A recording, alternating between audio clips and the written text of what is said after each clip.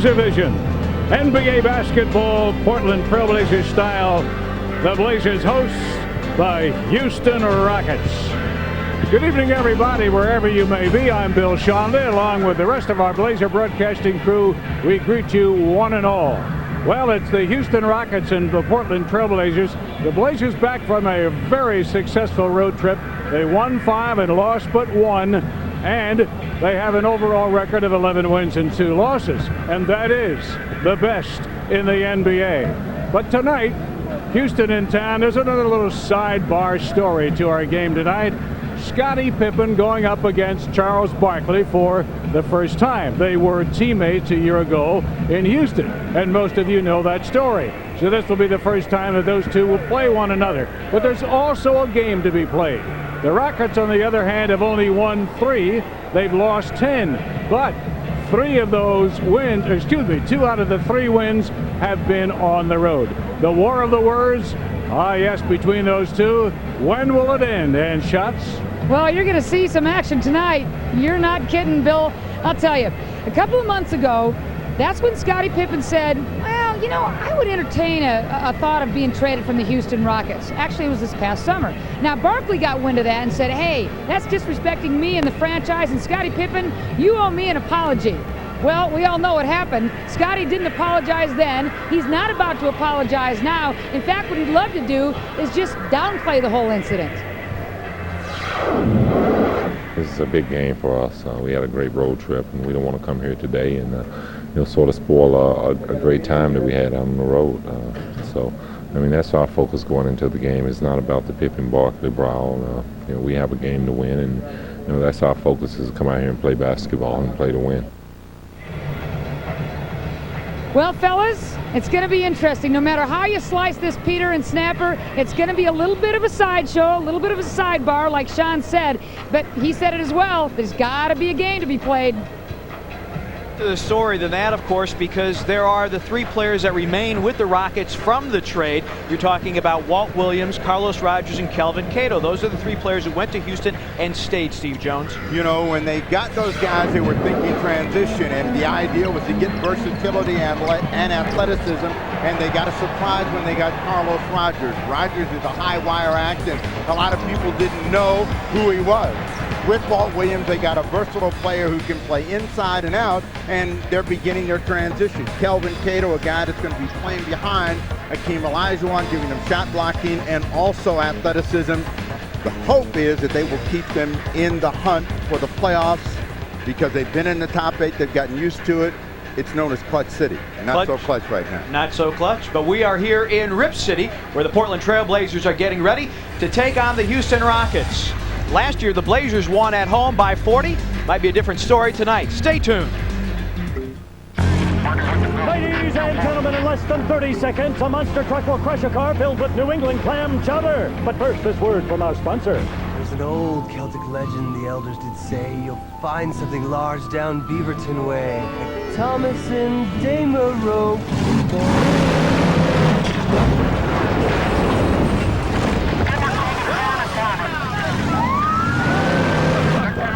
I love advertising.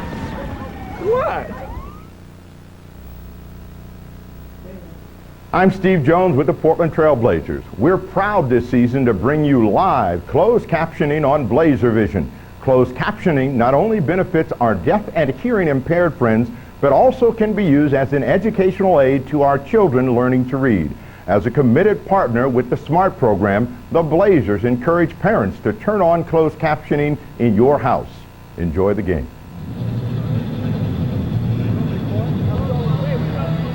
All right, ladies and gentlemen, the horn is about to sound. The Blazers back home for the first time in what seems to be a very, very long time. But again, to reiterate, they had a terrific Eastern road swing. You know that story, the best record in the league with 11-2. And Charles Barkley and the rest of the Houston Rockets are in town tonight. Blazers have another home game on Monday night. But after this game tonight, they'll be flying down to L.A. for tomorrow night's encounter with the Los Angeles Clippers. But Indiana will be in town on Monday night. Mike Dunleavy and crew anxious to get this one started back home in front of the home folks. And right now, we're going to go to Mark Mason for the introduction of both teams.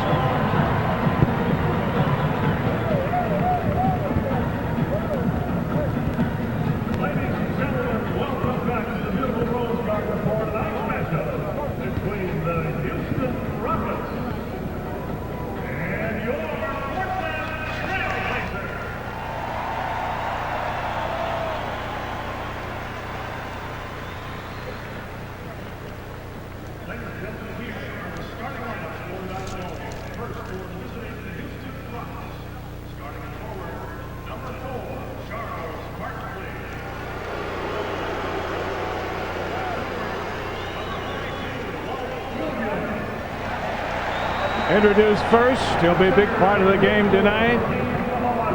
Hakeem Olajuwon coming out. Carlos Rogers, of course, is right there.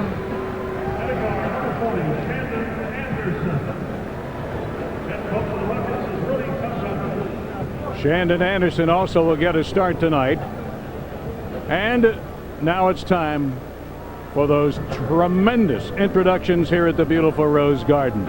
In a moment, the house lights will be dimmed, and we'll look up on the big screen, and we'll get it done to find out who will start tonight. The Blazers with the best record of anybody in the league at 11-2. So the house lights are dimmed. The spotlights are on. The Blazer dancers about ready to take their positions out on the floor, and everybody here at the Rose Garden looking up at the Panasonic screen along with the rest of you, wherever you may be, and we're getting set for the introduction of the Portland Trailblazers.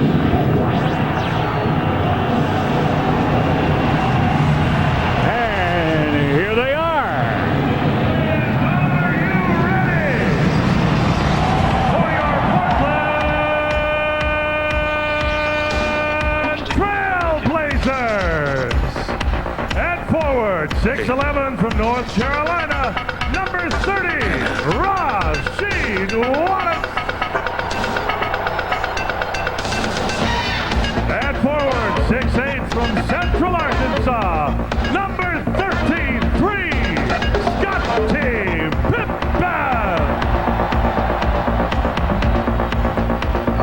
Centras Islietrovas Numerus Venolica, Aplodismente, Arvidas Sabonis.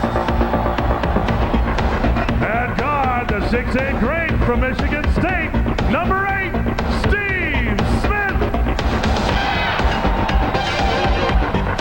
And a guard, 5'10" from Portland's Wilson High in Arizona, number 3,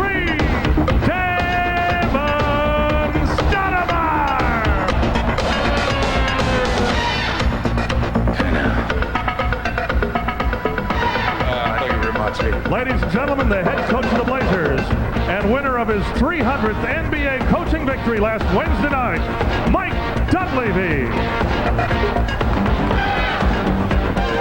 The officials for tonight's ball game. Time now for the play-by-play of tonight's ball game. Here's Pete Pranica and Steve Jones. Thanks, Sean. Blazers and Rockets getting ready to hit the floor here at the Rose Garden. But first, time for Snapper's Keys to the Game. Now, yesterday was Thanksgiving, and the biggest problem that most teams have when they have the day off is they need a little energy. And Portland's been traveling, they come back, they cannot start this ball game flat. They're playing against a team that's been struggling, and one of the areas where they've really had a lot of problems is turning the ball over. The Houston Rockets are turning it over really at a high rate. And the Trailblazers do not want to settle for the perimeter game. Houston is a quick shooting team. If you move the ball, move people, you're going to get high percentage shots. You win the game comfortably. That's been the woe of Barkley and the Rockets here in the early part of the season. Defensively, they don't have the same rotation, the same attitude. It shows that they're a team in transition. Portland needs to take advantage of it right at the outset. Portland coming off a 5-1 road trip as you take a look at Scottie Pippen. 11-2 on the season, best record in the NBA, perfect here at the Rose Garden, and 7-2 on the road. As we said, 5-1. Cleveland, the only team to beat the Blazers on that road trip. and they did it 103-100. There you see Shandon Anderson, Hakeem Olajuwon. It's like old home week. Everybody getting a little bit better acquainted tonight. Houston at the bottom of the Midwest Division at 3-10. Better actually on the road than they are at home. We're glad that you have joined us here on Blazer Vision. Blazers and the Rockets. The Dream and Arvydas Sabonis ready to jump it up. Ron Gerritsen, Ron Elysiak, and Jason Phillips, the officials tonight. This is Steve Francis, the rookie out of Maryland. Didn't want to play for Vancouver. He is in Houston. Problem for the Rockets is they've been a post-defensive team that hasn't been striking quickly. They don't have a lot of passing and cutting, and they have to incorporate that into their game. And as you saw Olajuwon go quickly right there, they're trying to get him to go quicker. Don't wait for a double team. Entry into Rasheed. First 2 points of the ball game belong to Rasheed Wallace. Arvydas with the assist. Big advantage there as Steve Smith steps up on a turnover by Francis. Smith misses the finish. Rockets coming back the other way, looking for a tie early first quarter. Barkley gets the touch, checked by Steve Smith. And the boos cascade down here at the Rose Garden. Good ball movement. Walt Williams thought about a three, got by Rasheed Wallace. Walt Williams is on the board, shooting 43% from the floor this season, while averaging 8.5 points per contest. Here's Rasheed on a back down. Now, every time Wallace gets it, he needs to look at just turning and shooting over Charles Barkley and keeping some offensive heat on him, make Barkley defend him. Damon Stoudamire, he had a big game against Minnesota, but not that time. Steve Francis, a point guard with a shooting guard mentality. And again, the Rockets settle for a perimeter shot. Damon on the alley-oop. Rasheed Wallace, the alley-oop, his stock in trade. We saw a spectacular one as the Blazers beat Charlotte at the Hive in overtime. And Damon and Rasheed hook up once again. The Blazers by 2. This is a matchup they want to exploit. Francis against Stoudamire, quick spin in, but the Rockets stone cold. Barkley rips that one away. Going to be a foul against Sabonis.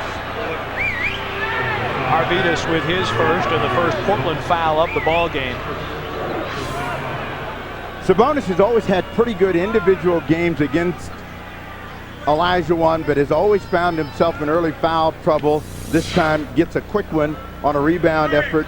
Got to stay out of foul trouble. Keep some heat on Olajuwon defensively. Charles with a three. Arvydas getting mugged by Olajuwon, so Francis comes up with a loose ball. Nearly threw it away. Shandon Anderson and Charles Barkley settle it down. See, one of the problems is getting Olajuwon the ball where he can do something with it. Wallace comes over to give some help and picks up the foul as they lob over the top. But, you know, they were a team where you almost knew 80% of the plays were going to come through the post and through Olajuwon. That hasn't been the case, and in the last couple of years, without great post passers to get Olajuwon the ball, his numbers are not what they have been. In point of fact, he's coming off an 8.6 rebound performance in 29 minutes in the win over Dallas. He's a good free throw shooter, just a little over 71%, but he misses a pair.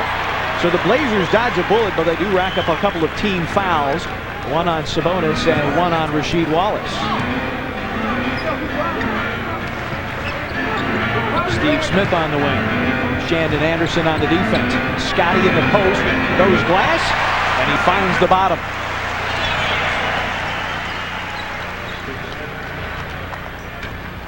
Francis and Stoudamire 3-on-3. Jersey numbers, that is. Olajuwon on the deck, a hop and a hook. Well, Pete, you got some fans out there. They think he traveled, but the officials don't call it. Olajuwon gets on the board. Trailblazers should look to Wallace anytime he's down on a post against Barkley. Arvydas at the key tie. Steve Smith with a nice drive to draw and then kick to Arvydas. And the top of the key has been his sweet spot over the last 5 or 6 games. Portland, one of the better assisting teams in the league.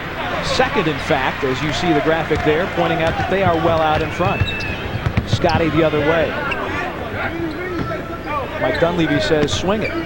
Steve Smith has it behind a Sabonis screen. Rasheed not quite ready for the pass. Blazers turn it over. Steve Francis finishes for Houston.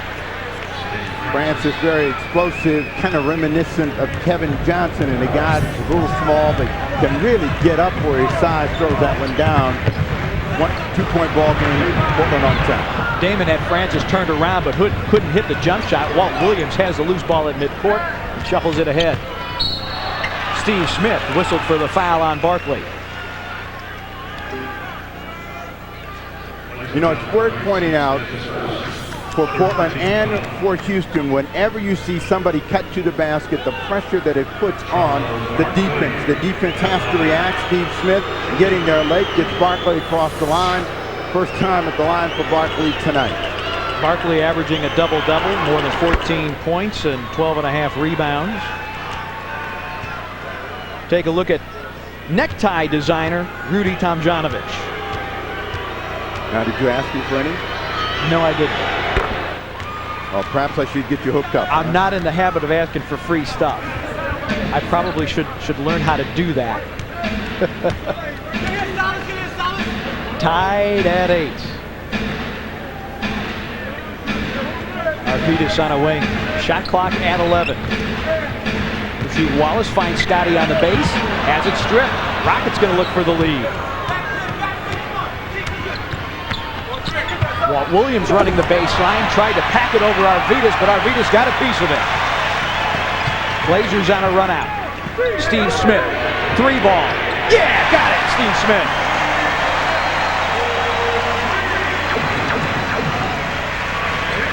The guy that's lost for the Houston Rockets in this mix right now is Shandon Anderson. Anderson really fit in at Utah. Thought he was going to expand his role for the Rockets. Hasn't happened. Barkley misses after Olajuwon missed. Barkley staying busy on the offensive glass, couldn't get the finish. Damon trying to spin on Walt Williams, waits for the cavalry in the form of Arvidas Sabonis. Steve Smith posting up Francis on the mismatch, can't finish. Rockets come away with it. Blazers, good thought that time as they got the mismatch on the guard line. Francis eyeballs a 3. Rim didn't want that one. That's why I say you don't want to settle for the trick perimeter shot. Most of the times, you don't know when the ball is going to come up. You can't offensive rebound it. You won't get a chance to run. Pippen squeezes his way through. Second hoop of the quarter for Pippen. Looked like a Christmas shopper the day after Thanksgiving going through the crowd.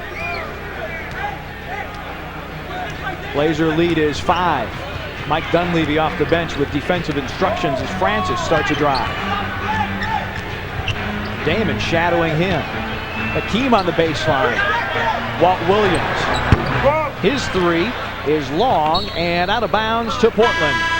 Timeout on the floor. Timeout has been called. 5:55 for the first. Blazers off to a good start. They lead it 13-8 over the Houston Rockets. Mom, can I have a big cookie? Big cookie. Introducing Godfather's Pizza's new Big Cookie Combo. You get a medium combo pizza, a medium pepperoni pizza, cheese sticks, plus a chocolate chip cookie almost too big to wrap your mitts around. Go on. Into. New Big Cookie Combo. A medium combo, medium pepperoni, cheese sticks, and new Big Cookie. Just $16.99. Only at Godfather's Pizza. Pizza, the way pizza was meant to be. Do it. People call it smart, thrilling, the place for values. Toyotathon 2000, the blockbuster event filled with great Toyota values. Your ride to the new millennium is here. Are you ready to go? Now through November 30th, get 2.8 financing on Toyota's most popular models, like this legendary Camry. Get to Toyotathon 2000, now playing exclusively at your Toyota dealer.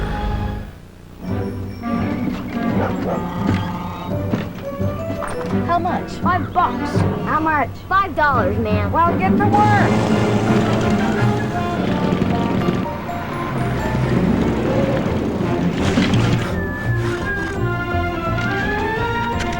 Wow.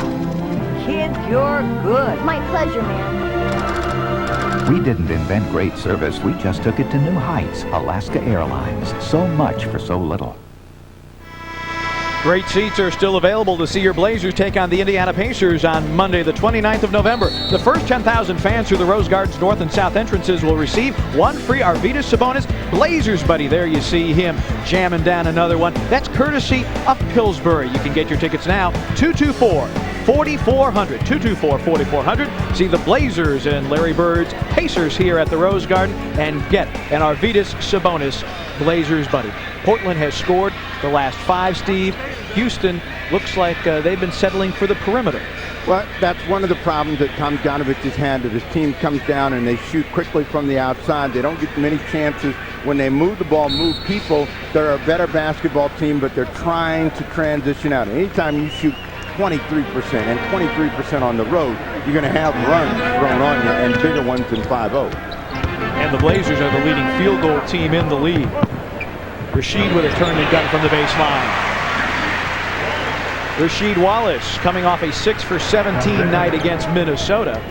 And he puts the Blazer lead at 7 as Jermaine O'Neal peels the warm-up off. Francis behind Dream's screen. Bangs that one down. Steve Francis is not shy. You heard the call from Mike Dunleavy, 12 Sheed. That means they're going to try to get back to Rasheed Wallace. Pass a little off, but he's got a chance to go one-on-one very quickly against Carlos Rogers. They get an illegal defense. Carlos Rogers came in at that last dead ball. Carlos in his 6th season out of Tennessee State. A little bit more size. Carlos Rogers also has some leaping ability, but again, you got to remember that he's playing against really one of the very young lions at that position, and Rasheed Wallace, who can score on anybody. Wallace off to a good start.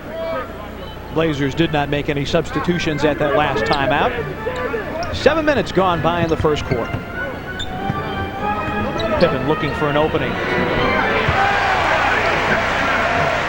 Shot that one right in Walt Williams' face. Pippen, who struggled on the road trip, off to a very good offensive start. Quick, explosive drive by Francis and the foul. And that's where the Kevin Johnson reminder comes in, where he is very quick off the dribble. Maybe can't go left or right as quickly as Kevin Johnson did, but at the rim, O'Neal in the ball game, Sabonis out. Arvydas picks up his 2nd personal foul. Jermaine O'Neal, an 8.7 rebound performance against Minnesota, as you see Steve Francis. He's hit for 27, his NBA career high twice this season. He did it on the road at Seattle and on the road at Golden State. But he cashes only 1 of 2 chances that trip. And the Blazer lead is 6. Scottie Pippen moving to the point. Damon on a come around. Scottie will step back and shoot a 3. Carlos Rogers grabs the rebound. Of all the former Blazers playing here tonight for Houston, reading the Houston papers today, it appears that Carlos Rogers is the most jacked up. He really feels he has something to prove. Bad pass, turnover, Blazers with it. Blazers with numbers. Damon to the rack.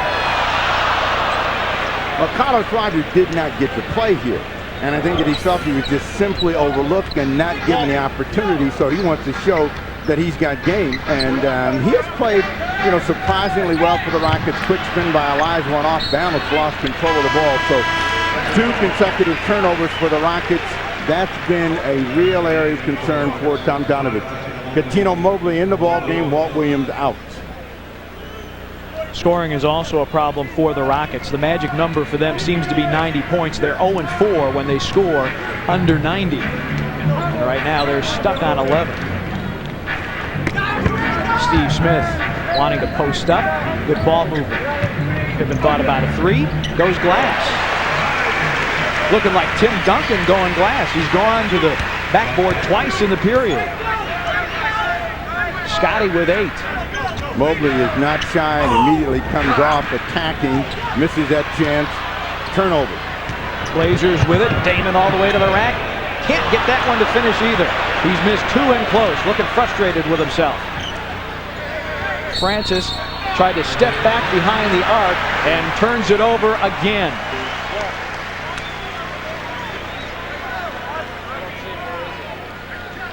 looking at 4 turnovers against Houston. There you see Mike Dunleavy. Congratulations to Mike. He picked up his 300th win as an NBA head coach with the victory over Minnesota. Rashid delivers to Steve Smith. Now the number, 4 turnovers to 1 right now. Want to see the number climbs. Pippen for 3. So Pippen with 11 points in the first quarter. Pippen buries the 3. Rudy Tomjanovich pops off the Houston bench and says, we got to talk about it. We are in trouble. Portland is cooking 22-11. Just how good is Les Schwab's studless snow tire? The Observe. To know for sure, observe. Traction. Cornering. Stopping. And this is on ice in a hockey arena. Case closed. Tests show the snow tire to ask for is the Observe. If you can't remember the name, remember the place. Les Schwab. Studs if you need them, and if you don't, the studded tire alternative, the Observe.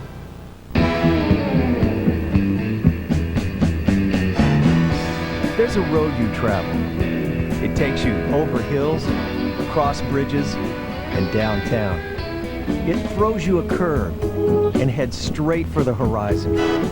All along this road, you'll find Tesoro gasoline.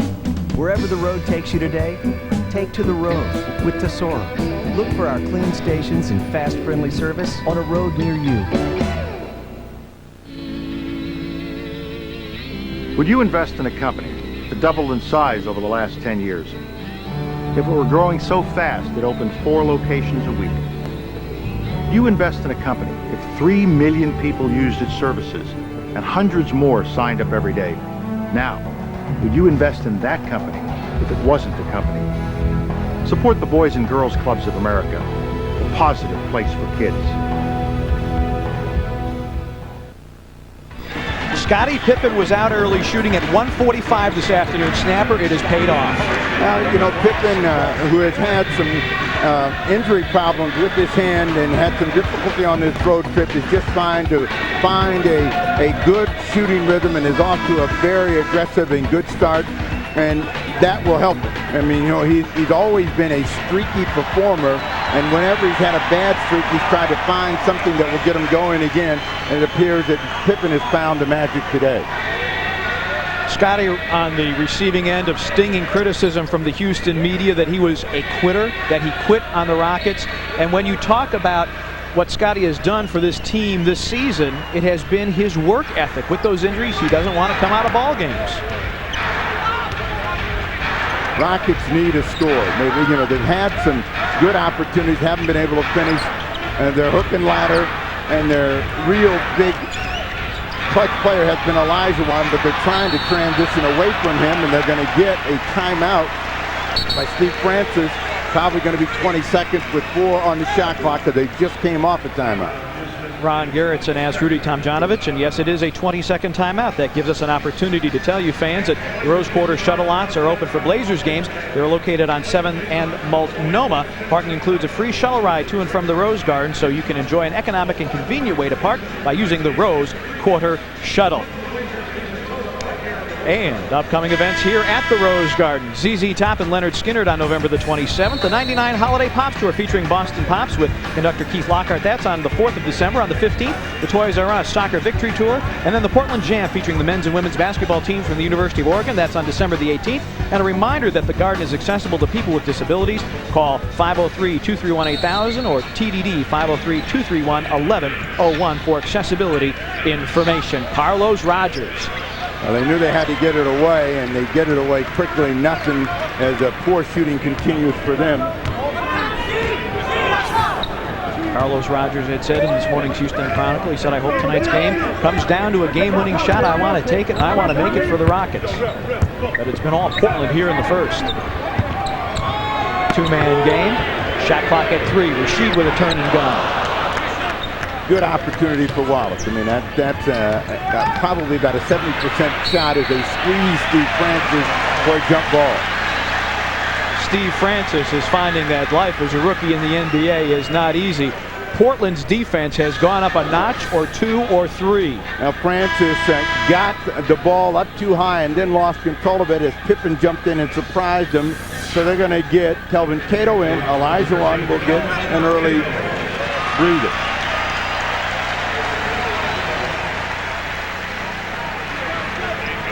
Kelvin Cato averaging 5 points and 4 rebounds per ball game. Francis and Pippen, so the Blazers should win this one easily. They give the rookie official Jason Phillips the opportunity to throw the basketball, which, if a referee will tell you, is one of the harder things to do, is to throw a fair jump ball. Rasheed Wallace from Steve Smith. Good follow through, but it fades off to the right.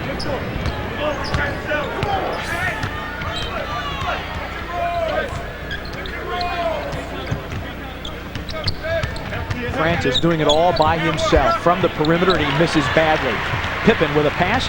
Blazers moving quickly. Steve Smith. And Francis really with some hops at 6'3". With the Rockets, it's usually one pass and an individual effort, so they don't get enough ball movement, player movement. Carlos Rogers over the top of Rasheed Wallace. First 2 of the night for Rogers. Carlos, well known for his bowling skills with an average well over 200. Steve Smith stripped on the way to the hoop. No call. Rockets looking to respond, but Rasheed steps in front of Kelvin Cato with his steal. Unforced turnover. Rogers starting to lose control of the ball instead of just stopping and picking it up, trying to make a play. Wallace takes care of that errant pass. Rasheed finds himself alone at the key top. Shot clock now at 6 for Scottie Pippen on the baseline. Damon with 3 on the clock. It's a 3 and it's through.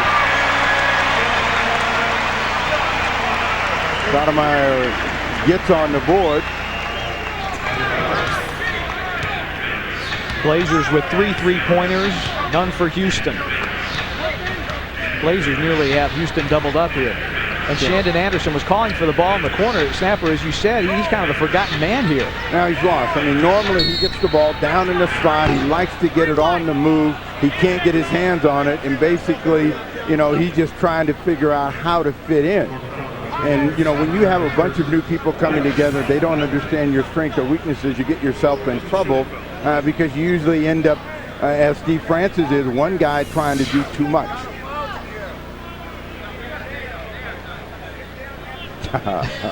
Mike Dunleavy just says, my bad, why is he shooting? Well, that's because he thought he was a team with no shot.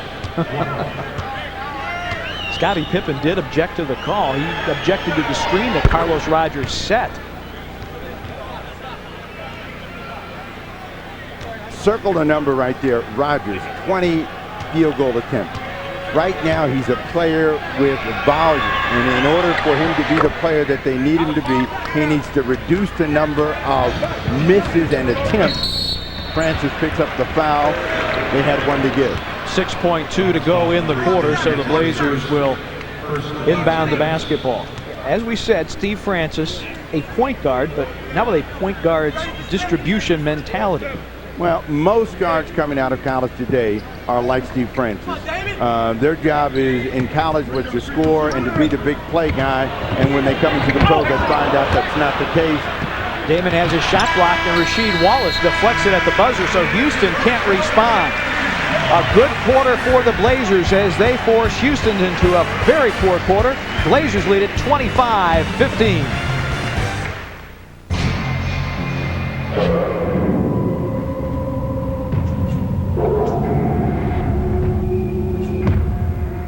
Every player dreams that one day he will be immortalized on an NBA poster.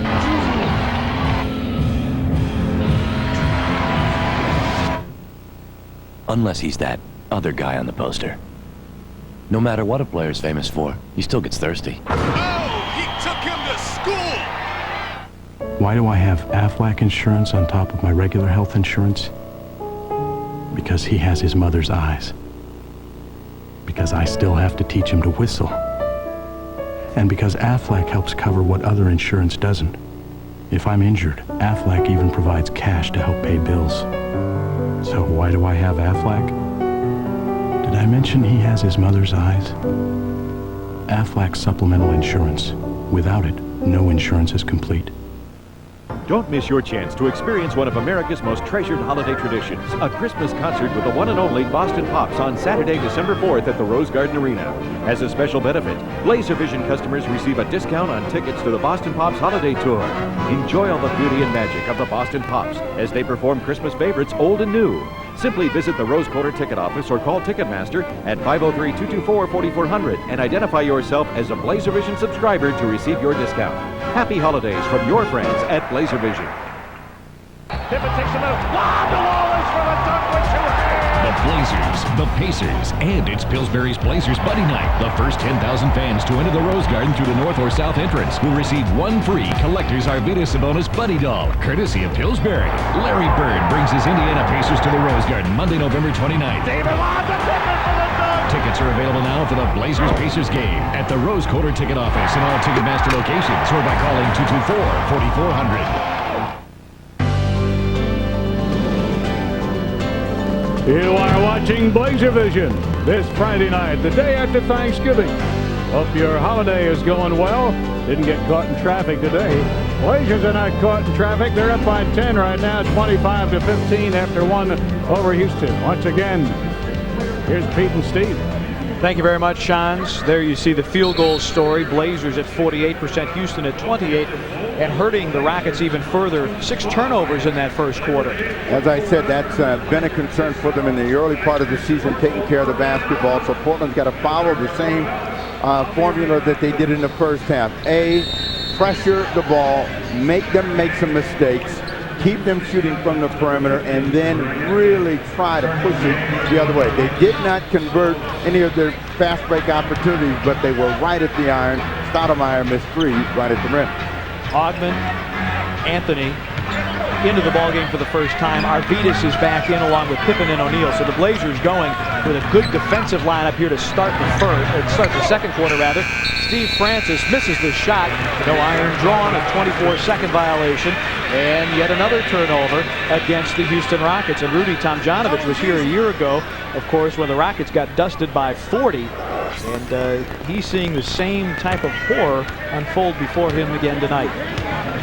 Well, that was a tired team because the next time Portland played them, they lost in Houston after being embarrassed on national television. I think that this team right now is just a team that's lost. They don't understand the concepts and the style, and the newness really has them kind of bogged down. And part of the reason that the Rockets won 2 at the Contact Center over the Blazers would be Scottie Pippen. Ron Oleziak with a foul call on Greg Anthony, trying to check Catino Mobley. Charles Barkley returns to the Houston lineup as he replaces Carlos Rogers.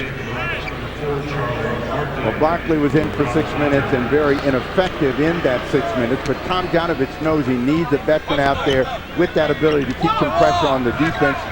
Again, one-on-one, working against the clock, Steve Francis and the Rockets. Scottie Pippen will check Francis. It's a 3 at the shot clock buzzer.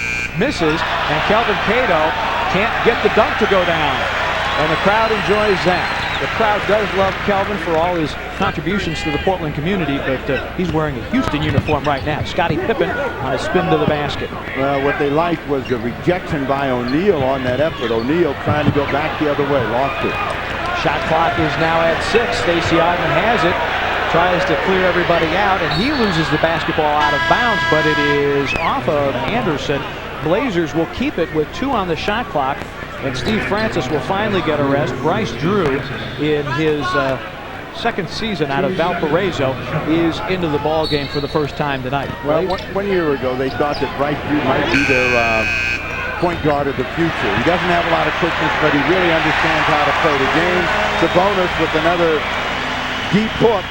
4 quick points for Sabonis. Jermaine O'Neal went down awkwardly on the follow-through and looked to have dinged an ankle. We'll see as he backs down against Charles Barkley defensively.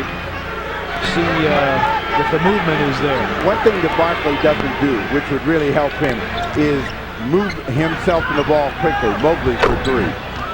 Again, the Rockets stay perimeter, but that time they bury it. First 3-pointer for Houston tonight. Scottie Pippen. Greg Anthony has it in the corner. Arvidas. Shot clock at 5. Arvidas will swing the hook. He hit the first two of the period, misses that one. Mobley on a run out against Pippen. And a blocking foul called on Scottie Pippen. When we come back, a chance for a three-point play for the Houston Rockets. Blazers lead it early second, 29-19. It's the Metro Watch, Greater Portland. The city's at a standstill because nobody will drop the new chalupa from Taco Bell. This footage tells the story. Our expert Tina Fan explains it all. The chalupa phenomenon is unlike any I've seen. The mouth-watering ingredients are major factors, but the chalupa's crispy, flaky, chewy, tasty shell clearly fuels the obsession. Obviously, the new chalupa from Taco Bell has a taste you can't resist. It seems that no one in Greater Portland will drop the chalupa. Celebrate America's triumph as the Toys R Us Victory Tour takes over the Rose Garden December 15th at 7:30. For the first time indoors, see the U.S. national team featuring Mia Hamm, Julie Foudy, Brianna Scurry, Michelle Akers, Carla Overbeck, and more as America takes on the world. World champions and women's gold medalists for the first time ever take their game indoors. Tickets at Rose Quarter Box Office, all ticket masters, and charged by phone. The Toys R Us Victory Tour.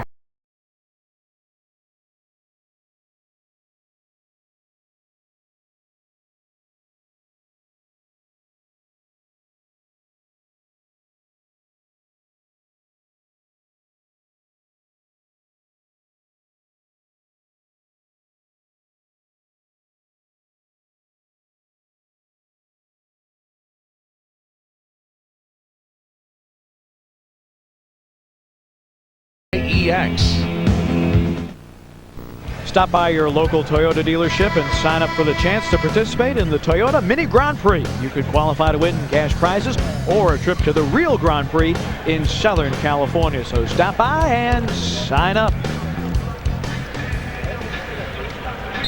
Portland, a better passing team, but they have players, Snapper, who are better able to finish, it would appear. Well, it's not that. It's the types of opportunities that they're getting. I mean, the Houston Rockets are shooting deep against some pressure defense.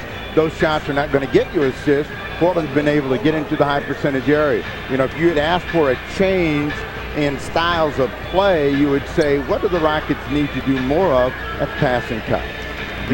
You will get assist totals that will come up because of it. Mobley at the line to attempt the three-point play. There you get the view from the Slam Cam, brought to you by 800.com. 800.com, electronics and more. Mobley completes the three-point play, and the Blazers lead is trimmed to 8. Mobley's 6 straight points to try to keep Houston tight. A couple of three-point plays, one from beyond the arc and one from the foul line. Arvidas held the hot hand early in the quarter. Still got it. Comes in on Kelvin Cato and shoots it right in the mug of his old teammate. Bryce Drew. He was absolutely on fire beyond the arc against Dallas, and he had a notion there.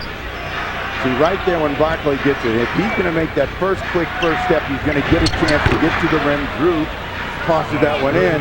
He's also going to get some fouls on the Trailblazers front line. As long as he holds it, Portland will control it. Greg Anthony with a quick shot trying to respond, and Kelvin Cato with a rebound.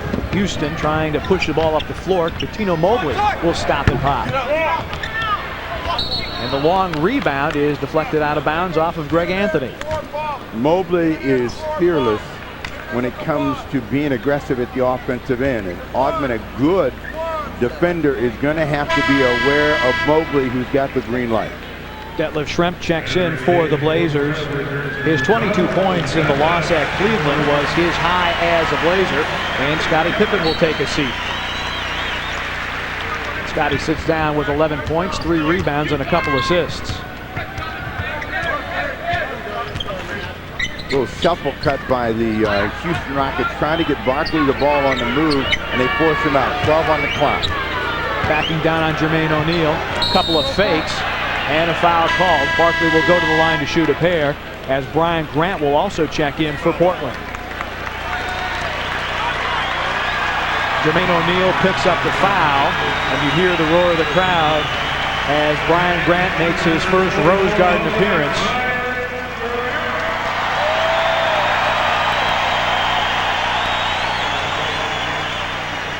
Portland's sixth man roars its approval as Brian enters the lineup and Charles makes the first free throw. Matt Bullard in the ball game. The invisible man, Shandon Anderson, goes down. Rockets a little bit better here at the top of the second quarter in terms of offensive production. 10 quick early points in 4 minutes, and they really struggled in the first quarter to get to 10. They've pulled within 6. Blazers looking for some offense outside of Arvydas Sabonis, but they will go back to Arvydas, and he had the easy one, or it appeared to be easier. At least it was in close. Couldn't finish. Charles Barkley, that's a carry, that's a walk.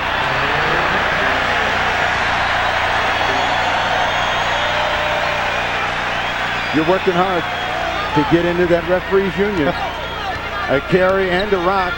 A walk. The Rockets 7-2 run over the last 140, excuse me. And Arvydas draws a foul on Kelvin Cato before the shot. Big problem for Kelvin Cato with the movement across for Arvydas Sabonis. He's letting him catch the ball too deep. Sabonis right point blank range. Cato can't do anything but reach. But every time Sabonis has caught the ball, he's been 4 feet away from the hoop. Houston's first foul of the period. And that'll be number 2 as Matt Bullard got a little too close to Detlef Schrempf. Rudy Tomjanovich doesn't agree with the call. Well, let's look at the first quarter. They didn't get close to the Trailblazers. Dunleavy was saying, hey, when they were down to under a minute to play, there are no team fouls against us. Well, that was the Rockets. You know, they're picking them up right now as Tomjanovich is wanting his team to be more aggressive at the point of attack and out on the perimeter. Stacey Ogden turns to the basket, goes glass. Blazers can't rebound it. Coutinho Mobley does. Coutinho on a run out. Both teams have had a little difficulty finishing from in close. Well, when you go to the glass, you got to go with the idea of finishing the play. Mobley was thinking getting fouled. Charge, Ogden. Matt Bullard stood in and accepted the charge of Stacey Ogden as he picks up his first personal foul. Same kind of play with Barkley. Once you start that spin, and if you're not under control, you're going to move both of your feet, travel.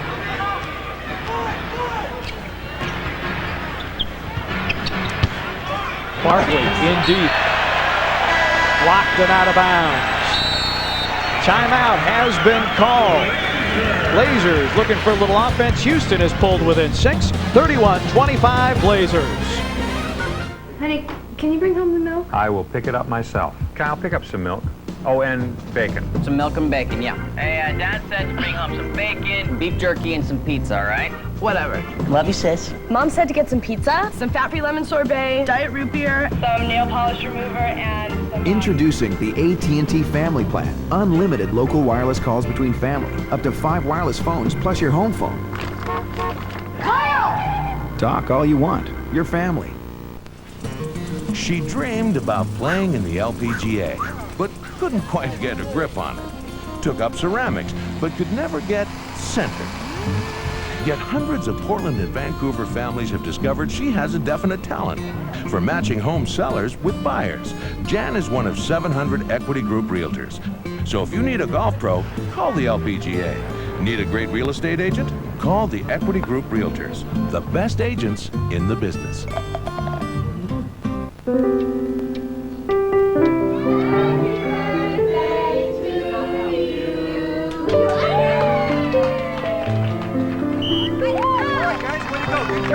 Why let beautiful memories lie forgotten in a drawer when it's so easy to drop your film off at Fred Meyer? And they use Kodak Premium Processing, so you know your photos will turn out every bit as vivid as your memories. You'll find it at Fred Meyer. Back at the Rose Garden, you take a look at the field goal numbers. Houston is coming up. Portland sliding a little bit. Yeah, and again, when you become static offensively, and the only guy that's been productive for Portland at that end of the floor has been Sabonis because he's been able to get it so deep. Everyone else is kind of standing, going one-on-one, which is what the Rockets did in that first quarter of play. Rockets have gotten some scoring. Mobley, Drew, Barkley, Cato, and Bullard, the 5 for the Rockets. Grant, Sabonis, Ogman, Schrempf, and Anthony on the floor for Portland. 8 of the 10 points that the Rockets have gotten in the quarter have come from the back court. Bryce Drew, Cato, Mobley. 10 on the shot clock. Mobley. Stacey Augmon checking him and blocked out of bounds with 4 on the shot clock. Mobley screens for a foul and gets no satisfaction. Mobley had no idea where his defender was, so he was coming around the corner and he was just thinking get a shot in the air and hoping he was going to get it. Augmon is very good at getting to the ball on the move. Mobley. He flashes open and sticks it. So Cato Mobley comes off the bench and starts tearing down the nets here as he has 9 points. Well, remember, Mobley was a starter last year, and Tom Janovich really liked this guy, but Rudy looked at his team and said, I got to have some firepower off the bench, so he's changed the role of Mobley. Greg Anthony answers.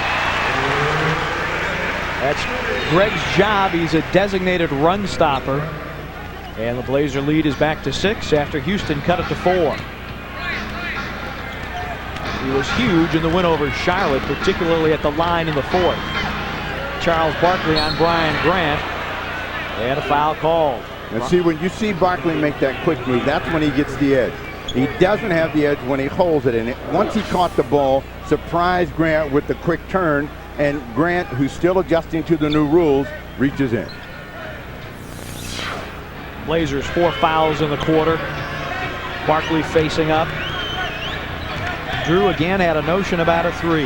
That's where he's most effective, when he can get his feet set. And Bullard hits from 3. Now Bullard is a deep shooter. He's always been great when he can get a good look. And the crowd a little restless as it becomes a 3-point game. The Blazers 6-man raises the roar here. About 5.5 minutes to go in the first half. Blazer lead has been trimmed down to just 3. Schrempf on the move. Drew up ahead to Barkley. Barkley to Cato, filling the lane, and a foul on Stacey Augmon. The one thing that Cato's always been able to do is run, and that time he caught the Trailblazer defense by surprise. Everybody kind of relaxed once Barkley caught that ball from the wing. Watch Cato flash into the middle, try to come down over the top. But, you know, you get these reversals in scoring when your offense becomes static and perimeter. And Portland has become a perimeter team here in the second quarter of play through the first 7 minutes. Kelvin Cato, you see the number there, 64.3 from the strike. Hakeem Olajuwon is at the scorer's table, getting ready to relieve Cato at the next opportunity. And Houston has pulled within 1. Blazers led it 25-13 in the first quarter. The bench has given the Rockets some energy and life, and the Portland Trailblazer bench really hasn't contributed like they're capable of. Greg Anthony. A long deuce. His foot was on the line. Stacey Augmon goes down. Steve Smith back in. So Greg with a couple of field goals and nearly a steal. Houston will retain possession. You saw the bench scoring there, 17-4 in favor of Houston. That is not a number that typically goes to the opposition when Portland is involved. Drew gets bumped. Barkley, Drew from 3. Missed it badly. The first time he really got a free look and he just quicked it, and the results are a bad shot and Anthony on the attack. Trying to hand to Brian Grant. Brian fumbled, and they'll reset. Greg for 3. Gets through again. Greg Anthony has hit 3 field goals, that one from beyond the arc. And the Blazers, who found offense early in the quarter from Arvidas, get it from Greg now here as we have 4.5 to go in the half, and a Portland foul. Another foul against Grant, who's used to fighting for that position, jumping around back and forth.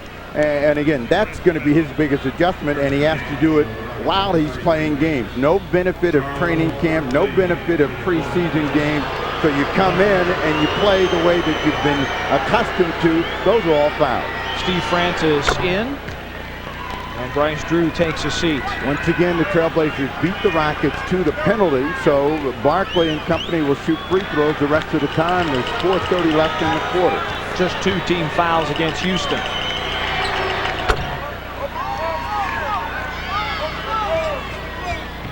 Blazers have gotten offense from Greg Anthony in this quarter. Well, the front line somewhere else. The front line for Portland dominated the first quarter with Wallace and Scottie Pippen. Sabonis. They're going to get a foul here. Olajuwon in the back, same kind of defense that Brian Grant was trying to apply. The front line here in the second quarter has been Sabonis in terms of point production. First foul against the Dream, 3 against the Rockets. Schrempf on Bullard, looking for Brian Grant. Bryant, quick spin on Charles, and gets it back. Brian wants it again, this time against Olajuwon. On the back down, spins, yes! And he'll go to the line for a three-point chance.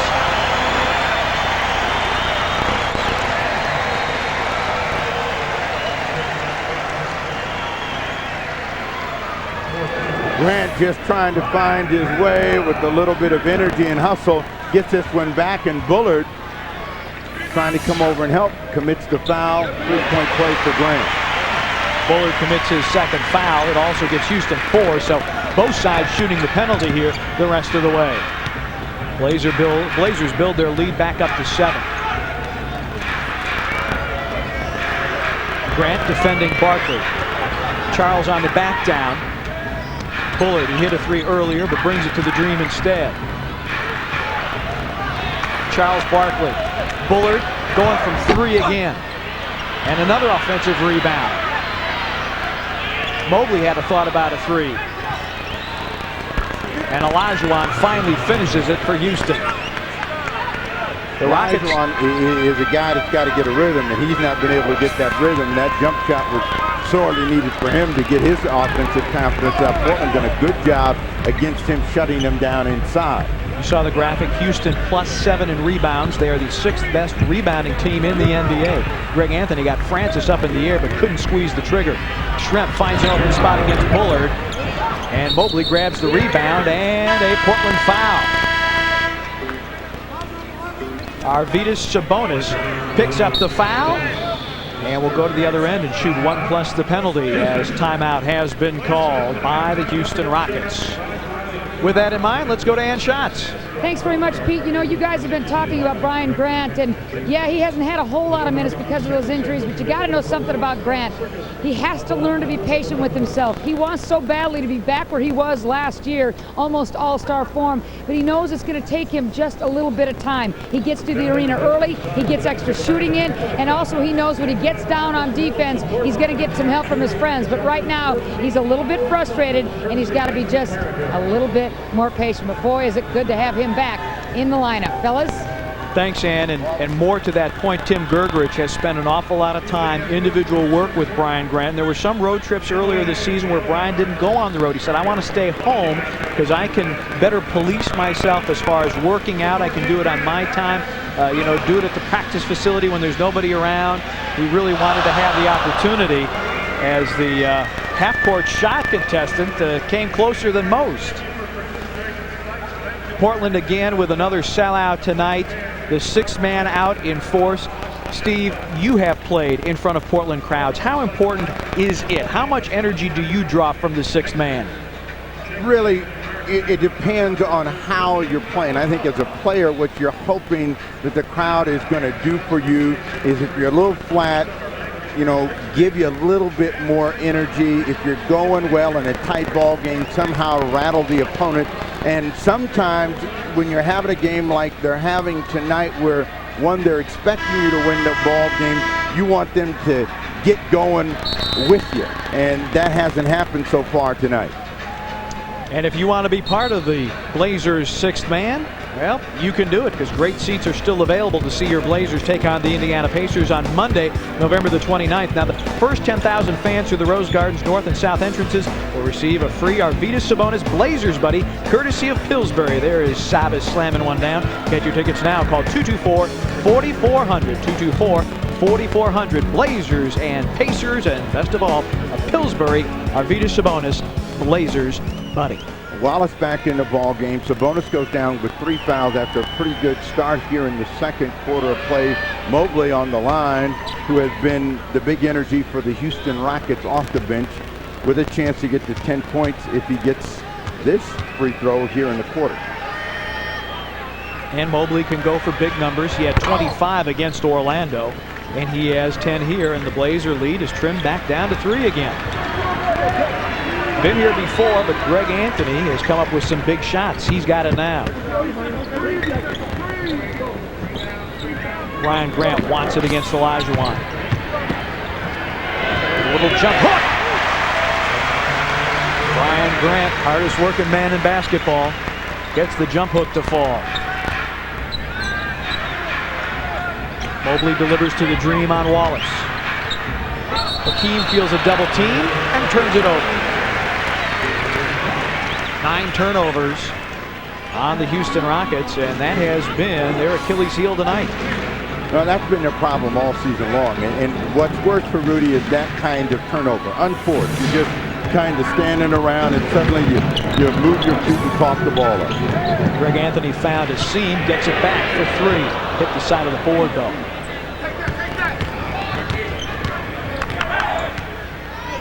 Bullard thought about 3.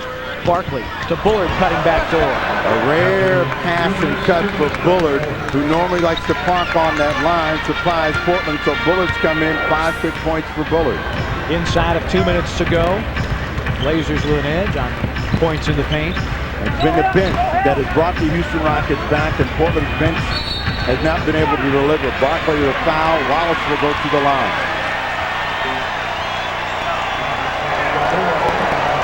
Remember, Charles had problems with the officials last season here at the Rose Garden.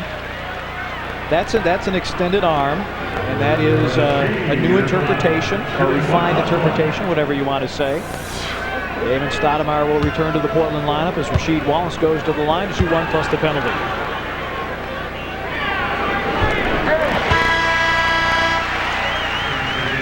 Rasheed shooting at just under 65% from the line. And Greg Anthony will sit down. Greg with a very productive quarter, 7 points. You know, Wallace is a guy that has the ability really to get into the 80s. And it's just a question of confidence. You know, he'll have streaks where he'll make 7, 8, 9 free throws in a row, and then suddenly he'll go in the stretch where he's 1 or 2 and just doesn't seem to be able to find a range, but he gets both of those. Detlef Schrempf goes down, so the Blazers have their starting lineup in, with the exception of Arvydas Sabonis is on the bench and Ryan Grant is in. Blazers trying to lock up the Rockets here in the last 90 seconds of the period. Well, the Rockets starting to move the ball and move themselves a little bit quicker. Francis over the top. And Rasheed Wallace gets over the top of the Dream for the rebound. Damon wanted to do a diagonal pass. It wasn't open. Steve Smith is open for 3. Brian Grant can't grab the rebound. Olajuwon can and nearly throws it away. But Francis has it against Stoudamire. Mobley. Barkley gets the basket for Houston. Blazer lead is 3. Long outlet pass is what got the Trailblazer defense in trouble. Rockets got an early and a rare fast break. Wallace looking at the clock. And a foul called on Steve Francis. No, Matt Bullard. The way Francis reacted, I thought it was on him. Rudy Tomjanovich was way out on the floor protesting Ron Elysiak. Not that that will do much good. So Rudy will retreat to the bench area as Scotty shooting 1 plus the penalty. 3rd personal against Bullard. Bullard started the season on the IR, but has come in and really given Rudy a little bit of a shot in the arm here. Walt Williams, who wasn't that effective in the first quarter, comes back in the ball game. I mean, Walt Williams is a guy that has the ability to step up and play very, very well, but hasn't done it so far. Been kind of quiet and taking a back seat as a Houston Rocket. Mike Dunleavy calls out ISO 1 as Steve Francis isolates against Damon Stoudamire. Shot clock at 10. Francis on the drive. Olajuwon blocked from behind by Pippen, and a foul will be called by Ron Gerritsen against Scottie Pippen.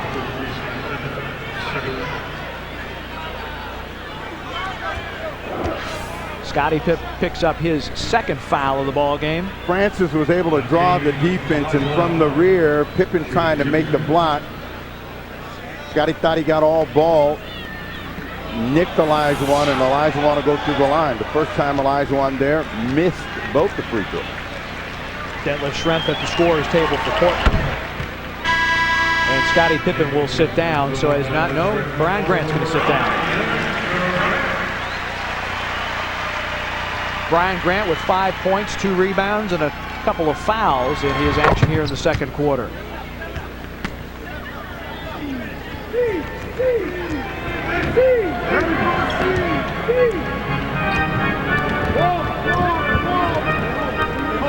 Blazers looking for a quality shot here to push that lead to 5 or more. Shot clock's at 9. Damon gets a Wallace screen. Nothing but the bottom for Damon. Damon had 16 of his 18 points in the third quarter at Minnesota to fuel the Portland rally. Now, most of the times in this situation, Pete Francis has looked to finish the deal by himself. Goes for 3. Comes up short, and that is the way the first half comes to an end. Blazers ran out to a big lead. Houston refused to fold. It should be an interesting 24 minutes throughout the second quarter. Houston also had a 12-6 rebound advantage in the second quarter. Arvydas Sabonis has plans to do something about that.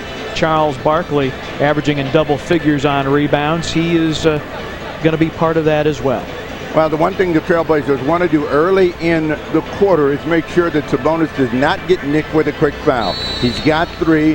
That would take him down. That would force them to go with Wallace in the middle and then bring Grant or O'Neal off. And Wallace has a huge advantage against Barkley if they give him a chance to go to work down low.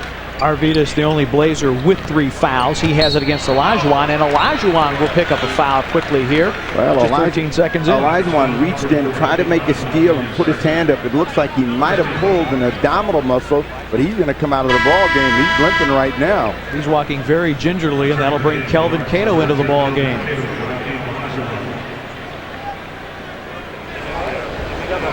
Going right to the locker room, too, so they're going to get a look at Olajuwon and find out where that quick, sharp pain came from. Sabonis on the block against Cato. Had success against him in the second quarter. That hook comes up short, though. Big fella was trying to draw a foul, said, yeah, I got in there, I got no contact. Back to Cato against Wallace. Splits the double team, misses the shot. Ball volleyball to Scottie Pippen. Blazers looking to string together a run here. Steve Smith, Wallace on the baseline. All day Wallace. I mean, he's got a big advantage on the front line against anyone that's defending him. So he's got to be aggressive and looking for a shot. First 2 and an easy 2. Walt Williams has it, fakes a 3. Now, if you're Wallace here, really what you want to do is get away from Barkley. Make him shoot over the top. 6 on the clock for the Rockets. Walt Williams tees up a 3. He's been cold from out there. Damon in the lead, doesn't have numbers, so he'll peel back. Pippen on the baseline, checked by Walt Williams. Shot clock at 12 as he goes inside to Sabonis. Sabonis puts it on the deck, and the hook too strong.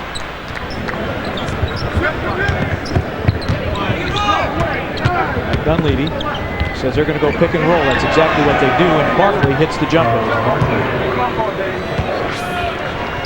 The scouting in the NBA is so good, you know what the other people are going to run. It's a matter of execution.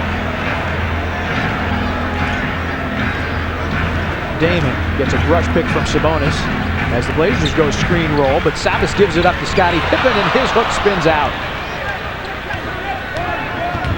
Blazers getting good looks, but not finishing. Cato finishes for Houston. He'll go to the line as Arvydas picks up his 4th personal foul. The Rockets beat the Trailblazers again via the pass as Barkley is off on the wing and suddenly sees a speedy Cato quick push ahead, and they catch a bonus on his heel. And again, that's what you can do by advancing the ball. And if you do it in the air, you're always going to surprise the defense. The bonus has to come out, and this is the one thing that you didn't want to have happen early in the quarter. With Olajuwon going down by some sort of injury, you have a big advantage. Now you've lost it. Cato misses the free throw. So Brian Grant is in, and Rasheed Wallace will be playing the center position. matched up against Kelvin Cato. Well, the call is for Wallace. See if they get him the ball against Barkley. He's got the height advantage, but Charles has the bulk advantage. He's got to look to go right there. I mean, when he's got Barkley there, don't hold the ball. Now Portland against the clock. Bryan with a wild hook as the shot clock reached 2, and Charles Barkley nearly mishandles in the backcourt. Steve Francis. Again, Houston looking to go screen roll, but Francis says, I'm going to do this myself, but he can't get it to go. Francis has got a lot of shots with a high degree of difficulty in them. Turnover against Portland. Francis almost turned that one over. A little show and go. And Barkley turns in on Pippen with an elbow. Mike Dunleavy screams for a foul. Francis tries to dance through the lane, but he forgot something. Brian Grant has the Houston turnover. Damon shifts gears and waits for help. Wallace against Barkley. And Rasheed can't get it to fall. Blazers have had their opportunities from point-blank range. Well, they can't stop attacking. Those shots are eventually going to go in. Shannon Anderson, first shot of the night, misses that one. Damon, stop and pop. Nobody is shooting well right now. Well, the way that you get it going is to get moving quickly. The more you stand around, the more you shoot over the top of the defense, the tougher time you have Steve Smith with a putback. Blazer lead is 5 as 4 minutes have gone by here in the third.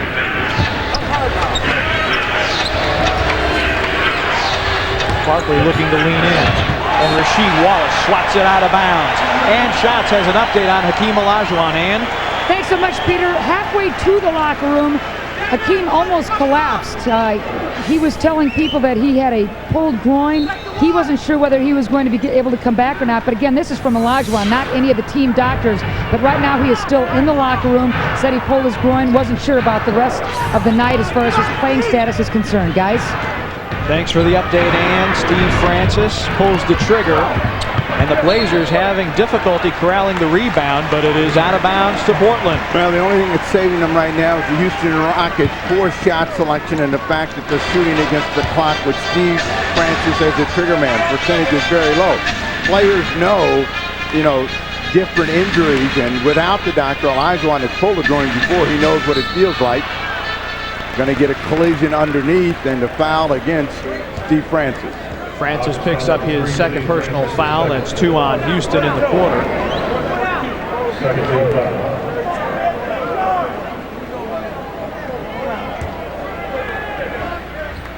And we have confirmed now that it is a pulled right groin muscle, and Olajuwon will not return. Steve Smith, Damon. Shot clock at 1. Damon's got to launch it. It draws iron. Rasheed Wallace offensive rebound. Brian Grant has it blocked. Rasheed Wallace forces the turnover.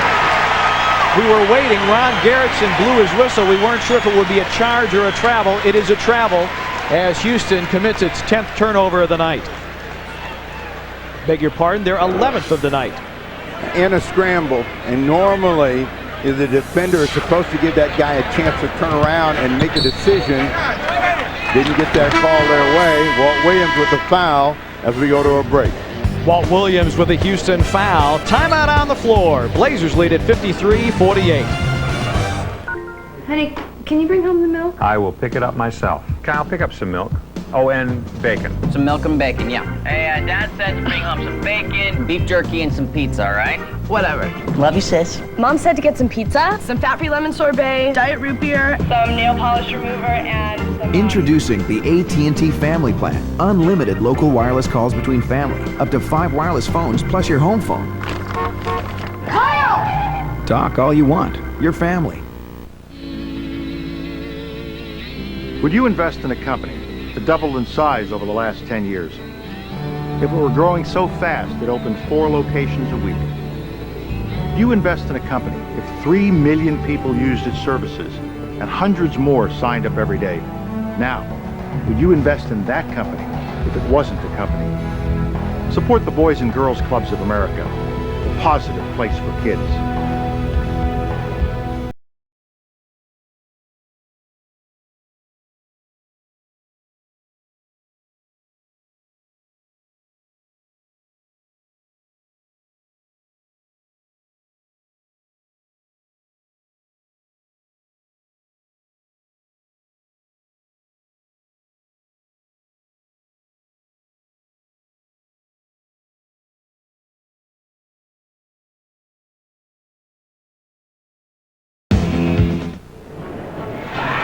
Blazers lead with 6:56 to go here in the third period, 53-48. The head man, Rudy Tomjanovich, one of the nicest guys, my friends, that you'll ever want to meet on the face of the globe. He loves his game of basketball. He had to learn to talk a lot of good English, because years ago, when he was in San Diego, and he went with the San Diego team to Houston, he had trouble with the English language, but he learned a great deal. He Americanized himself tremendously, and now he designs his own ties. He's got one of them on tonight. He's a heck of a guy, Rudy Tomjanovich. Thanks, Shans. Blazers with an edge, points in the paint, 20-14 over Houston. And I know that Mike Dunleavy would like that edge to grow a little bit with Hakeem Olajuwon out of the ball game for Houston. Well, this game has turned into a little bit more of a struggle for the Trailblazers than it appeared it would be after a very good start. And they got to get back to quicker ball movement and that interior scoring. Wallace against Barkley. And there's the quick move snapper that you talked about as Rasheed didn't wait. He turned to the base, turned to the middle, and moved right in on Barkley. I mean, the key to being a great offensive player, even when you're struggling, is keeping the pressure on the defense. And they know that Wallace is capable of knocking 4 or 5 shots down in a row. They can't take that defensively. Shandon Anderson got the offensive rebound but threw it away. Steve Smith filling the lane. Damon will try for 3. Scottie Pippen offensive rebound. Those have been few and far between for Portland tonight, and Scottie Pippen is called for a palming violation. Pippen's complaining that I wasn't going nowhere. At least he actually said, well, that's the rule now. Whether you're moving, going somewhere or not, you can't cup it. Walt Williams delivers to Barkley in the post. Now, this used to bring terror in the hearts of defenses. It's not nearly as threatening as it once was, because Barkley is never going to dominate you inside. On the spin, Damon Stoudamire fouls Steve Francis. Damon his second. And 2 fouls on the Blazers in the quarter. With Francis really being so erratic, you just want to keep that guy in front of you. And Damon, even though he's going to have trouble because Francis can jump over the top, we'll get more mistakes out of him. Cato with a miss. Point blank range. Kelvin couldn't put it down. Steve Smith had a notion, pulls in for an easier shot and gets whacked on top of the head. He'll go to the line to shoot a pair. Shandon Anderson picks up the foul, and he has had all kinds of trouble fitting into the Houston offense tonight. Well, you know, sometimes, you know, when you're in a good system like he was at the Utah Jazz and playing a major role, and you feel you're underappreciated, you go someplace else, it's a different kind of game, and you never, ever look like the same player. That's where Shandon Anderson is right now. You don't even know where Shandon Anderson is out on the floor. Mobley in, Anderson down. Steve Francis is listening to you as he's standing near us at the scorer's table. So Steve Francis getting some snapper wisdom here. And Mobley was the guy that did a lot of damage, scoring 10 points in the second quarter to keep Houston close.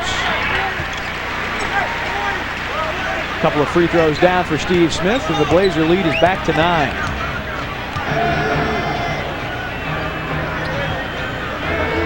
Barkley looking to get on track offensively. Now, if Francis understands his advantage, he goes right away. They come over the top of Barkley. And he splashes a 3. You will let Barkley keep doing that, and you'll likely like to keep Houston on the perimeter. Rasheed Wallace turning to the baseline, draws the foul on Barkley. Barkley his second. He's got 13 in the ballgame to go with 7 rebounds. Barkley, over the years and the ravages of injuries and time, you know, he used to be able to deal with bigger, quicker players, but you can see the quick spin and where he was with the half a body behind had to reach in. Charles had 24 rebounds against Indiana earlier this season. That is the best rebounding performance in the league this season.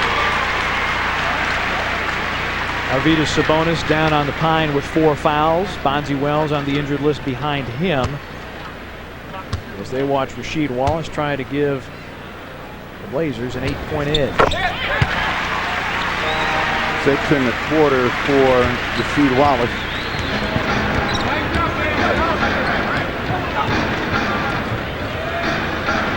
Mobley, Pippen's on him, and Mobley fumbles it away. Damon has it. Blazers with numbers. Pippen on a run. Yes! And the foul.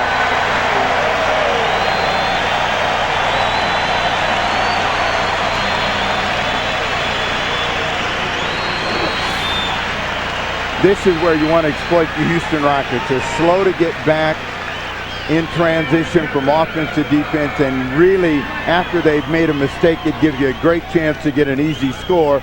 Pippen with the finger roll. Walt Williams with 2 personal fouls, and Houston at 5 fouls. Mobley releasing early, misses but gets it back, and he'll go to the line for a couple of free throws. Meanwhile, Portland with just 2 team fouls, so Portland with 4 minutes and 49 seconds of shooting 1 plus the penalty. Brian Grant picks up the foul. Mobley did a great job of making a save, because after he had his first shot blocked and missed, it came right back to him, drawing the foul, and the disgusted Dunleavy sits down. So Bryant with 3, the Blazers with 3 in the quarter. Blazer fans making a racket for Mobley.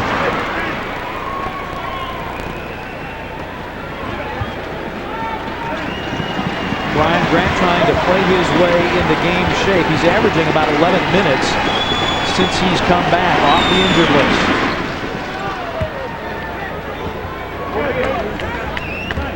Mobley silences the crowd momentarily.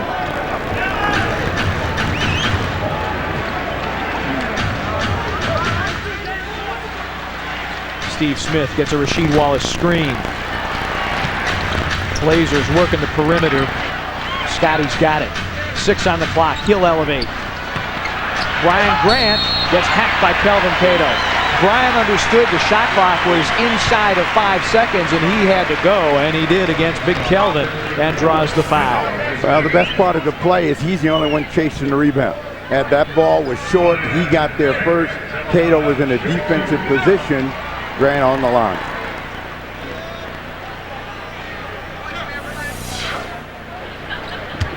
Brian, who willed and worked himself into being an excellent free throw shooter last season, cashes the first.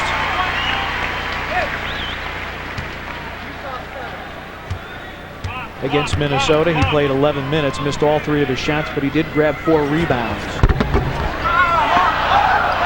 As Walt Williams grabs the miss.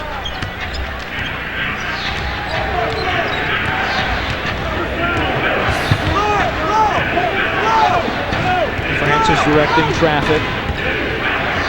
See how much time Steve Francis is taking just in a solo effort, and then to end up with a tough 3-point shot.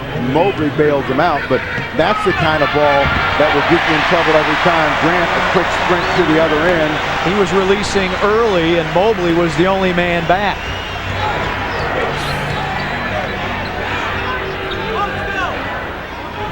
Rasheed Wallace checking Sir Charles. Mobley will tee it up from 3 again. Cato, offensive rebound. Williams for 3. And you knew sooner or later you'd see that 3-fingered salute from Walt Williams. Mismatch here. Smith against Catino Mobley, and he traveled. And Steve Smith on the back down turns it over. Blazers with their 6th turnover of the night. But Houston has only capitalized 4 points off those turnovers. Sir Charles, bad pass. Steve Smith It was a bad decision all the way by Barkley. He jumped up in the air and had nowhere to go, and no one cutting to the hoop. Mailed it right to the Trailblazers, and that turned Steve Smith loose in a break. Walt Williams trying to get in front, picks up the foul. Rudy Tomjanovich was at midcourt questioning the call. The foul is on Cato Mobley. That is his first. And the Rockets are over the limit, so Smith to the line to shoot 1 plus the penalty.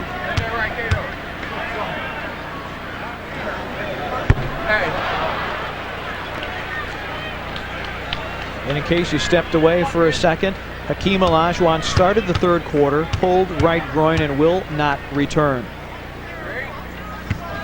So Kelvin Cato, the former Blazer, as Steve Smith misses a pair, and that is rare, is in the middle. And timeout has been called by the Houston Rockets. Rudy Tomjanovich wants to see what the Rockets can do to cut into the 6-point Blazer lead. Blazers lead the Rockets 65-59. My name is Sparky. Yeah! I bring the fun and excitement to Blazer games. I'm also the mascot of the Blazers Kids Club. Join the club for a lot of cool stuff. T-shirt, school folder, plus your own membership card for discounts at the Rose Garden. Also, newsletters filled with players' trivia. It's fun. Come on out and join the Kids Club. Girl, you know that there's one thing that I love, but it's not you I'm thinking of. I want the ultimate cheeseburger. Break it down. Cheese meat, and that's it. Baby, you know it's hot and juicy. This Jack won't make it till you wanna rip. Girls love this. Our target is men. What's a target? Celebrate America's triumph as the Toys R Us Victory Tour takes over the Rose Garden December 15th at 7:30. For the first time indoors, see the U.S. national team featuring Mia Hamm, Julie Foudy, Brianna Scurry, Michelle Akers, Carla Overbeck, and more as America takes on the world. World champions and women's gold medalists for the first time ever take their game indoors. Tickets at Rose Quarter box office, all ticket masters, and charged by phone. The Toys R Us Victory Tour. And welcome back to the beautiful Rose Garden. The Portland Trail Blazers leading Houston by 6 points late in the third quarter. Now here's what the Portland Trail Blazers are going to do for every single home game. Because of the devotion to the fans, because the fans are the sixth man of the Portland Trail Blazers, we're going to pick one zany guy or gal every single home game. And you're looking at Larry Warren. I love your sign, man. Did you come up with that by yourself? No, my wife helped me out with this one, but it's a great one because Charles Barkley giving him such a hard time. Now, you know how important the fans are to the Blazers. Yes, I do. We're the number 6 on their team there. Okay, now for you being that crazy zany fan, we're going to give you a nifty t-shirt, and that makes you eligible for the big grand prize at the end of the year. Oh, great. All right. Take a look at this thing, huh, Larry? Well done. Thank you, my friend. Appreciate it. Fellas, back to you. Thanks, man. Here's your t-shirt. All right, thanks, Annie. Blazer fans, the sixth man. Keeping the Blazers in this one. Mobley from three. Way off. He hit one and got some confidence. Drew in the ball game. Francis down, who you struggled to in this ball game. So that the two guys that got him going, Bryce Drew and Mobley, now will run for about the next 4 or 5 minutes. Shot clock at 6 as Rasheed Wallace calls for it, gives it up to Damon. Damon's got to go and had it blocked in a 24-second violation. Now, here's where, and this has turned out to be one of those games where Portland's going to have to grind it out. They're going to have to make some good decisions. If you're Wallace, you got Barkley on your back, you're against the clock, you got to attack. Make sure you get a good shot. Blazers leading the league in margin of victory at over 10 points a ball game. You have a feeling it's not going to end up like that tonight. It's a little too tight right now for Mike Dunleavy to feel comfortable. Pippen trailing on the break will back it out. Now, you get in games, and sometimes even though you know you have an advantage, you just can't quite get a rhythm, and that's the kind of game Portland has gotten themselves in now. Turnover against Pippen. Pippen loses it to Walt Williams. Inside of 2 minutes to play. Mobley slicing down the middle. Well, the lane opened up. I mean, Mobley was going to shoot outside, then all of a sudden he saw the lane open up. 7.25 for Mobley, 17 in the game.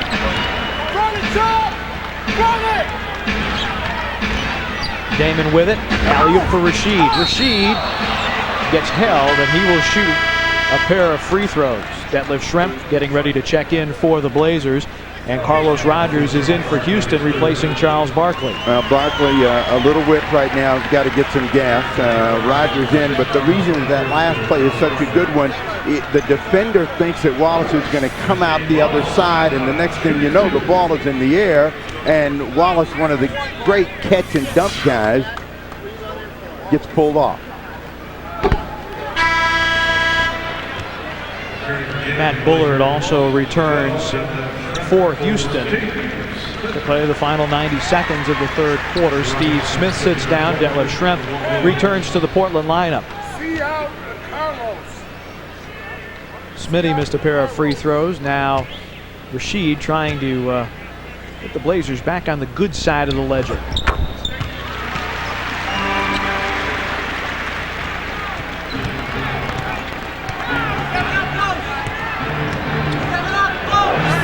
Houston keeps hanging around. Carlos Rogers fumbles that one away. Blazers in transition. Drop, lead, feed, and Scottie Pippen goes to the floor.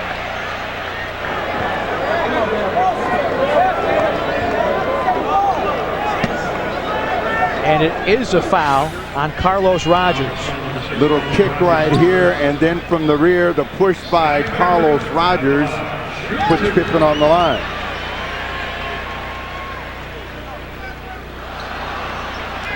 That's a pretty blatant shove. I mean, that's not even close.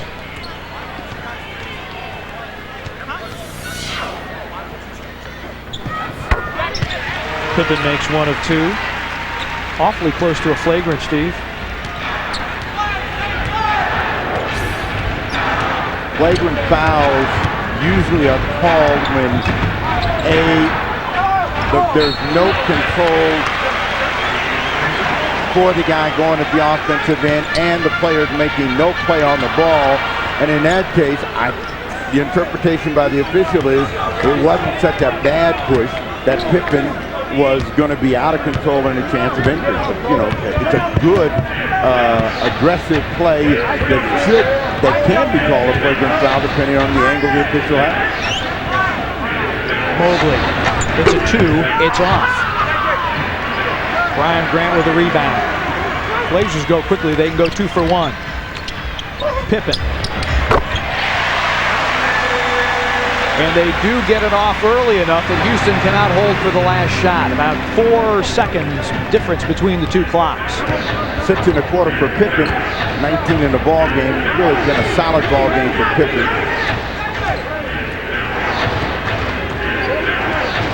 Drew watching the shot clock melt down to 7. And the Blazers did have a foul to give. That's the first in the last 2 minutes.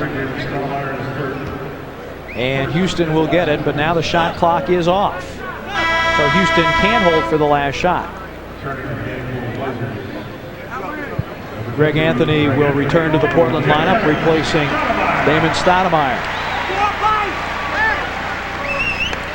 Anthony brought some offensive pop for the Blazers in the second quarter, and so you can look forward probably to seeing him in the fourth quarter. Now Mobley's going to go himself. He's looking at the clock right now, and he'll try to get all the way to the rim. Nice pass, but Rogers drops the ball again. Carlos Rogers has had a bad case of the Butterfingers tonight for the Houston Rockets. At the end of 3, the Blazers take an 8-point lead into the fourth, 68-61. Pippen takes the middle. Lob to Wallace for the dunk with 2 hands. The Blazers, the Pacers, and it's Pillsbury's Blazers Buddy Night. The first 10,000 fans to enter the Rose Garden through the north or south entrance will receive 1 free Collector's Arvida Sabonis Buddy Doll, courtesy of Pillsbury. Larry Bird brings his Indiana Pacers to the Rose Garden Monday, November 29th. David lob to Pippen for the dunk. Tickets are available now for the Blazers-Pacers game at the Rose Quarter Ticket Office and all Ticketmaster locations, or by calling 224-4400.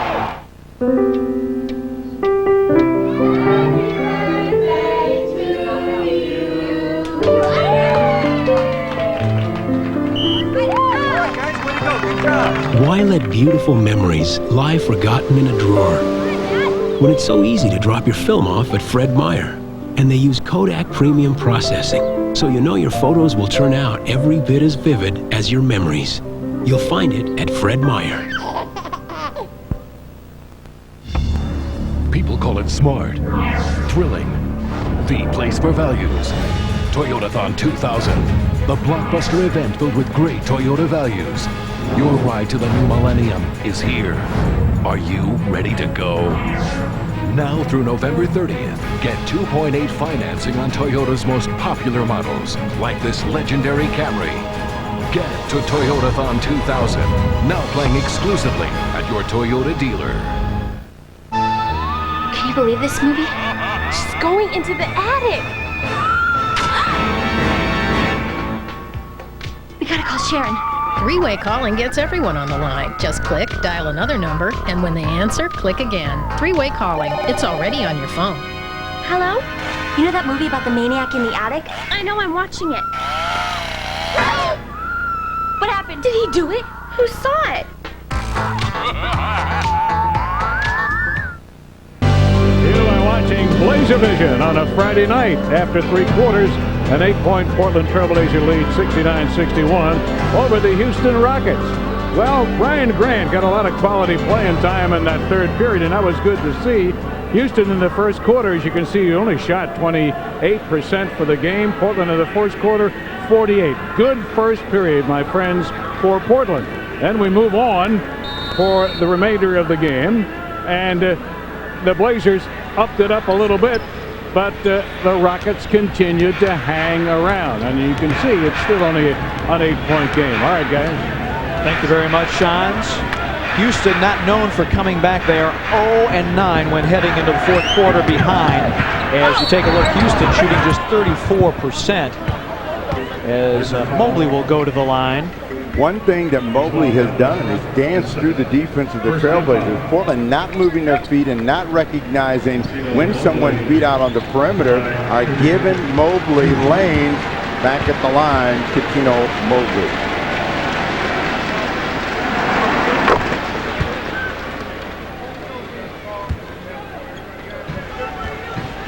Rudy Tomjanovich looking on with concern. Hakeem Olajuwon out.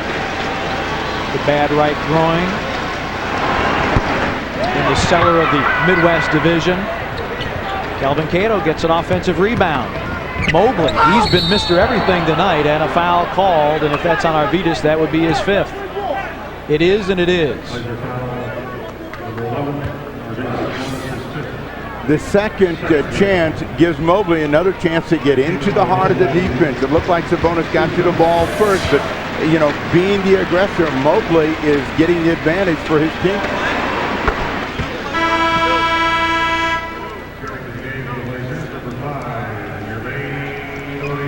Jermaine O'Neal into the ball game, and Arvydas Sabonis will sit down. It's been a short night for Arvydas tonight due to foul problems.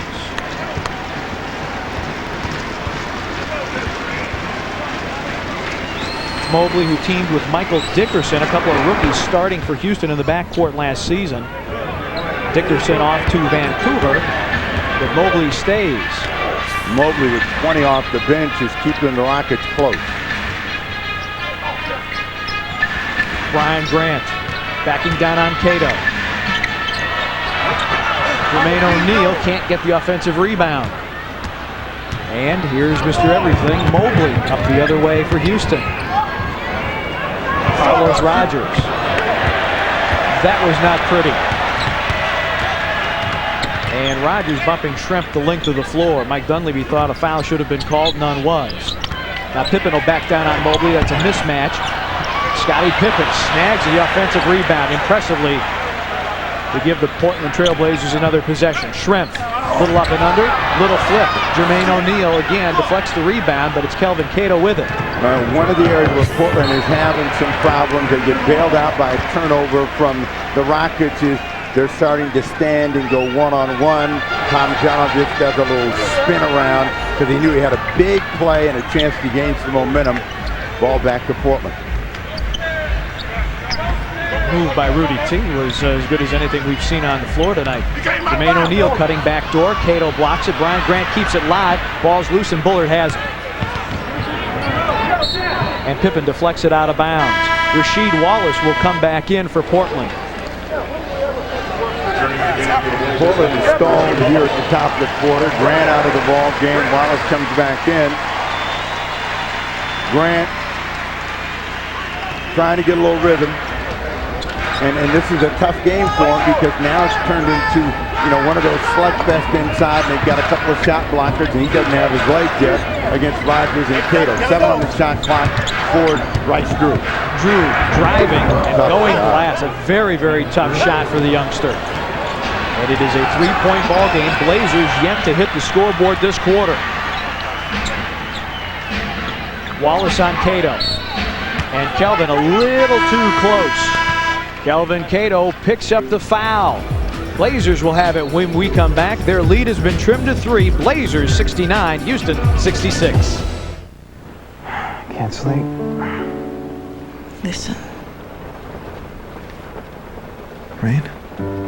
Not just any rain. It's our rain.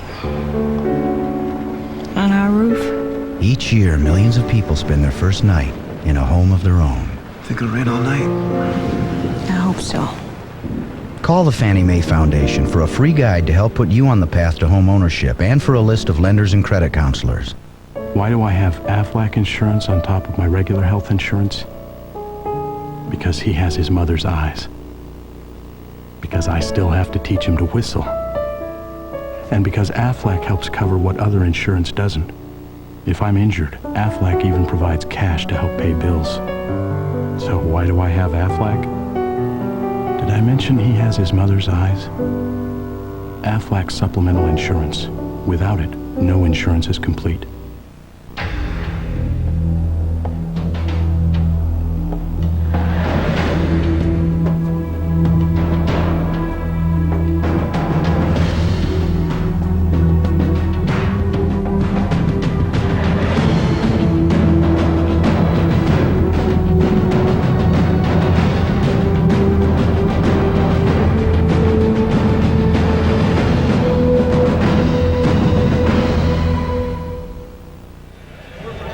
Time now for the Mercado Power Play of the game, brought to you by Mercado, where the more Blazers fans buy, the lower the price. www.mercado.com. It's Jermaine O'Neal reacquainting himself with Kelvin Cato.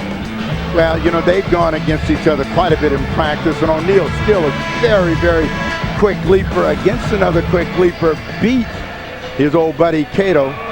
They'll have a chat about that after the game is over.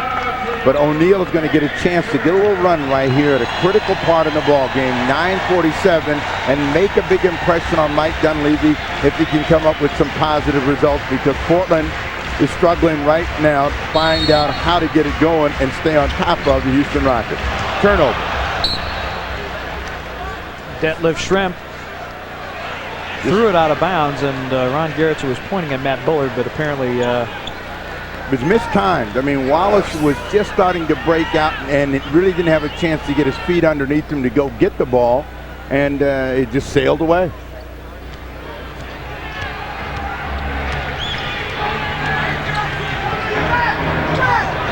Bryce Drew working on Greg Anthony. Comes up firing, splashes it. It's a deuce, and the Blazers lead as large as 14 tonight is cut to 1. They got to get back to moving the ball, moving people a little bit quicker. Wallace got a wide open look. Detlef Schrempf tips it, can't finish it, and Carlos Rogers has the rebound. Houston looking for their first lead of the night. Houston has scored the last 7. Well, the guys that are doing it, Mobley and Bryce Drew, trying to go to a high wire. Rogers, he cannot catch the ball. Stick him as outlaw, but he needs some. I mean, every pass that he has tried to catch on the move, he's fumbled away. And they're going to go back to Rasheed Wallace down on the box. Carlos more used to working with a bowling ball, and it's got holes in it. It's easier to hold. There's Rasheed against Cato. Shot clock at 9. Rasheed on the back down. Gotta go. Carlos Rogers with a rebound. A good shot. Wallace has got to take that shot again. I mean, if they're going to run the plays and he's going to be the guy that delivers them, Anthony trying to draw the foul, jumped in to Bullard. So there's a mismatch as Drew fires on Depo Shrimp, and he finally misses one. Pippen with a quick pull-up. Scottie Pippen just said something to Ron Gerritsen about a non-call. Mobley, he'll elevate, and he gives Houston the lead at 70-69. Plenty of time for the Trailblazers, and the thing that they don't want to do is become passive at the offensive end. You know, they've gone through almost 12 minutes of one-on-one. The quicker they move the ball and move themselves, the easier it is for them to score. Wallace, 4 on the clock. Comes up with a jump hook, and his shot has come up cold here in the fourth quarter. The ball is out of bounds to Houston, 7:38 to go. Stacey Augmon will return for Portland. And Scottie Pippen will take a seat. Mobley with 22. He's been the man off the bench. He's been the man, period, for Houston tonight. Drew. That's not his game. His game is standstill jump shooting. Jermaine O'Neal in the middle. Yes!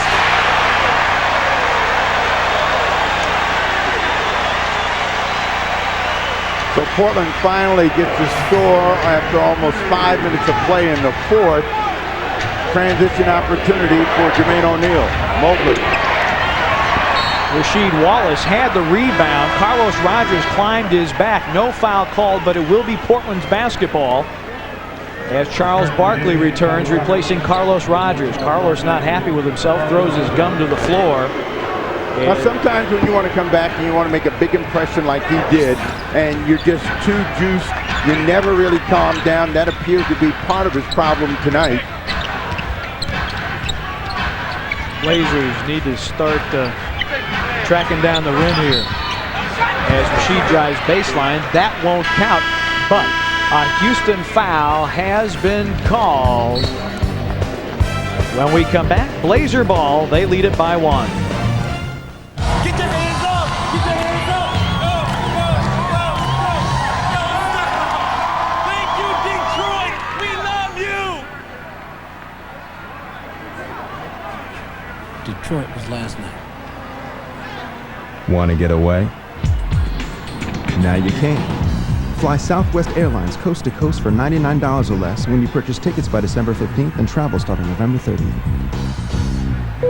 You are now free to move about the country. I know that look. You're trying to decide which DVD player you should buy, aren't you? Based on your existing home theater system, be sure to get something with Dolby Digital decoding.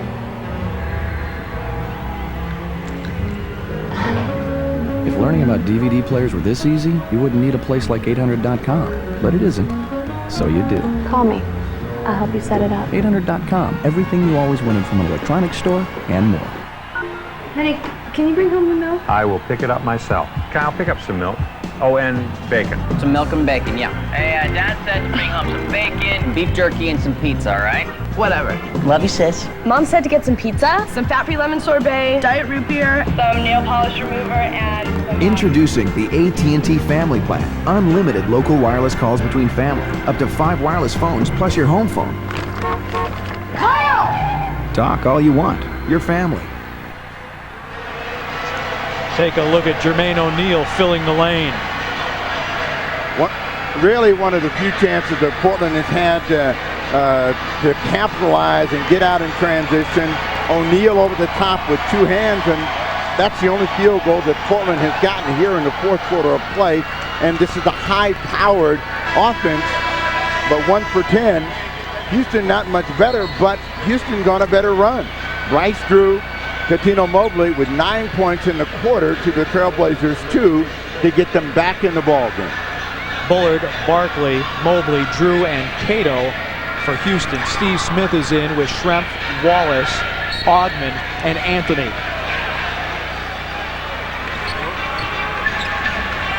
Well, the East Coast road trip has showed Portland what it's like to have to come from behind night in and night out. Rasheed Wallace too long going glass. Good shot, though.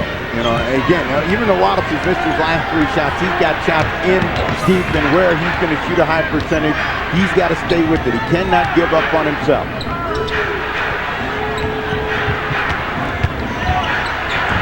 Mobley. And it's out of bounds, and let's go to end shots. Thanks very much, Pete. You know, that last time out for the Blazers, basically the call was to really watch their spacing on offense, and as well on the offensive end, go through Rasheed, go through the post, run it through him. And as you mentioned, Snapper, good shot selection there. He's just got to keep on shooting. But watch for the spacing, watch for Rasheed. Houston with 5 to shoot. Mobley double team, ball's on the floor, and he kicks it out of bounds. The Rockets played Sacramento last week, and they really played a pretty close ball game. But what kept them from winning the ball game when it was really critical was turnovers. There's another one right there. You know when you get that ball back, 5 on the shot clock, and you don't do it. Wallace trying to get to the rim, but they steal it on the double team.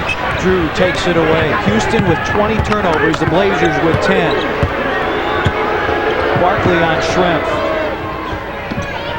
Kelvin Cato in the middle. Rasheed Wallace blocked it, and a foul ball.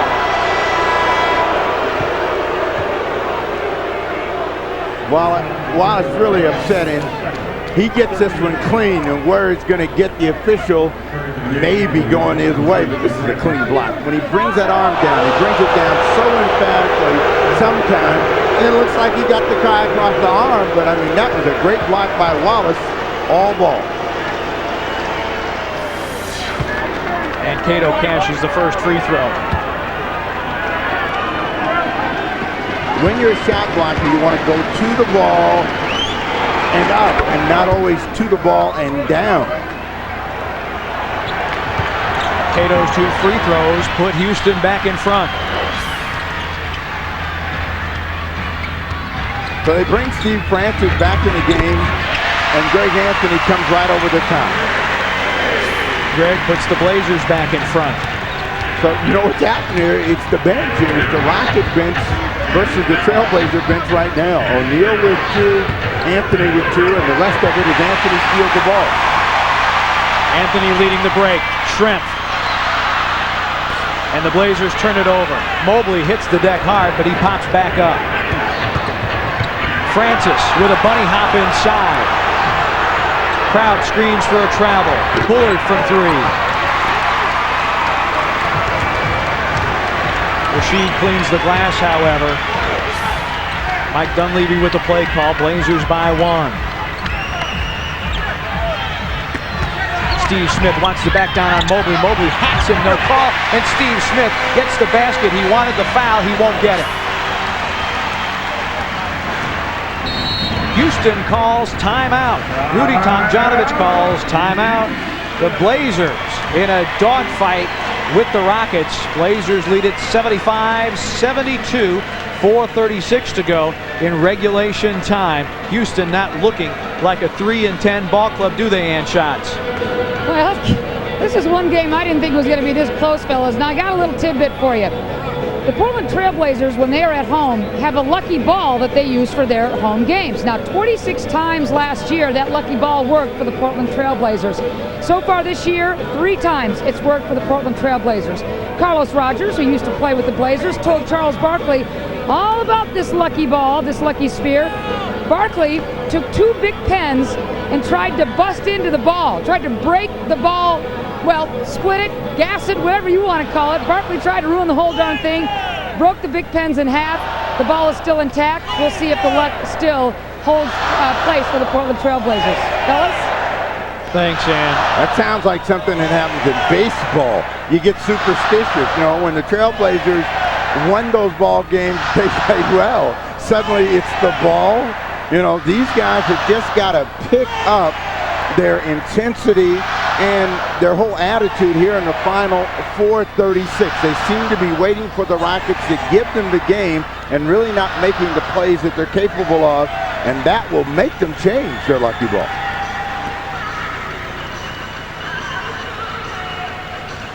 Right now, Portland being out-rebounded by Houston 44 42-37 as you take a look at part of the sellout crowd here at the Rose Garden tonight.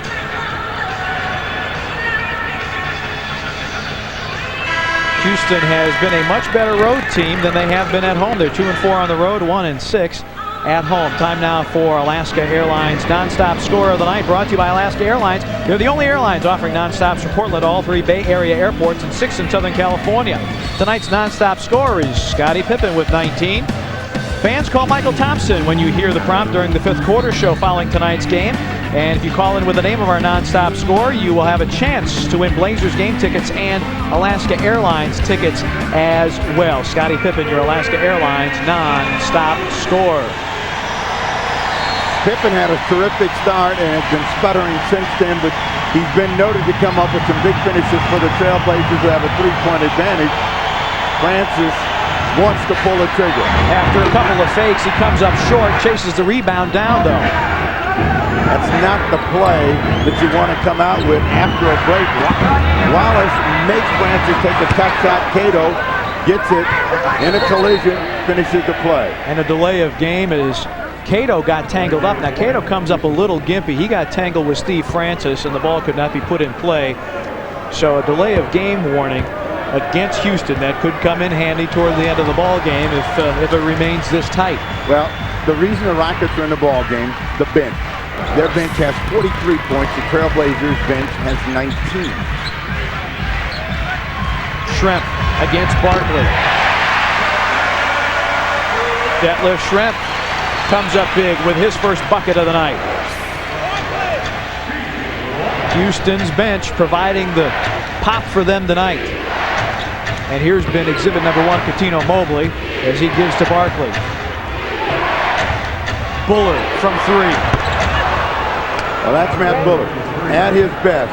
When he can catch and shoot, he pulls the trigger on a deep 3. Gets that one to go. High ball game.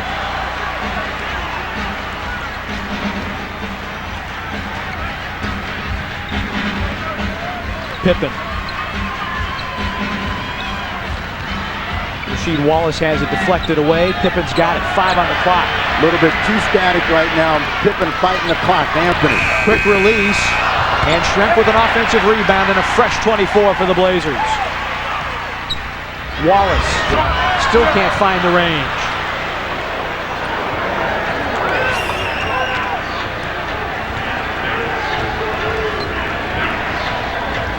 Mobley on Pippen. Barkley backing down on Schrempf. Bullard will try it again. Barkley had the offensive rebound and gets called for the foul. Rudy Tomjanovich is an incredible shade of red right now.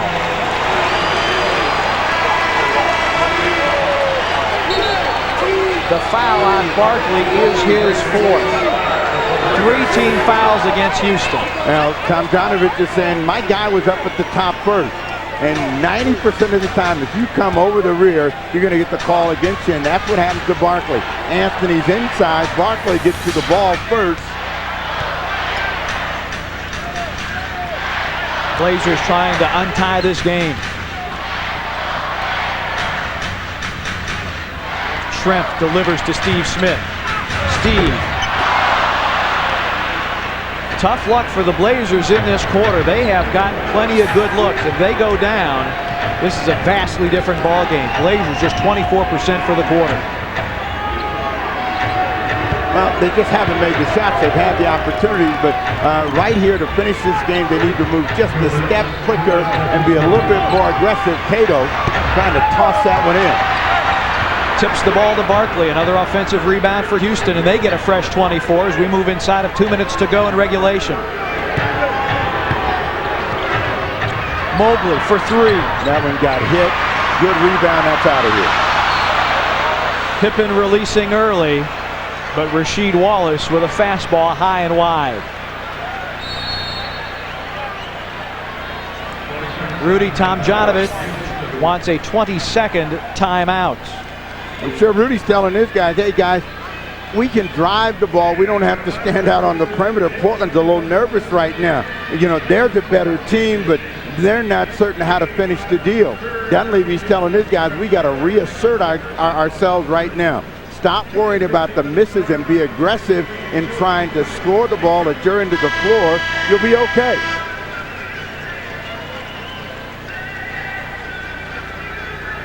Eight points in the quarter for Portland. And the Houston Rockets have gotten all of their point production from the bench. Mobley, Cato, Bryce, and Bullard have done the damage against Portland to tie the ball game.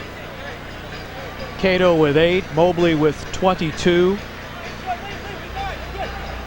Barkley among the starters with 13 points and 10 rebounds, a double-double.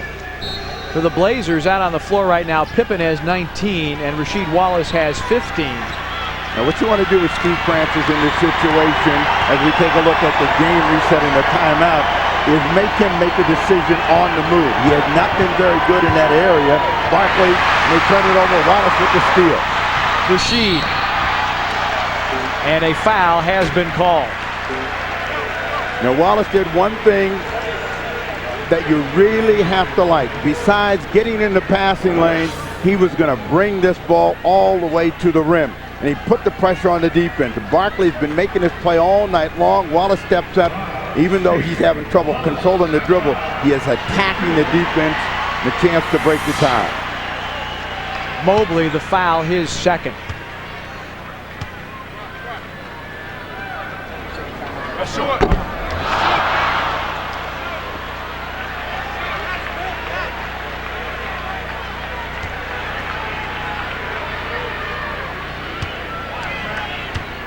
Brian Grant looking on, contributing 8 points and 6 rebounds. Missed a pair.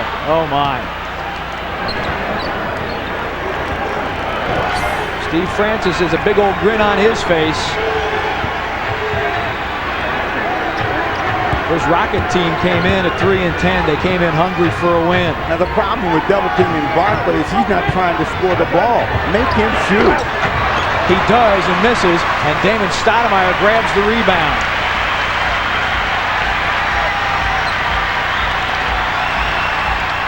Rasheed Wallace tries to set a high screen. Damon gets loose from Francis and cans it.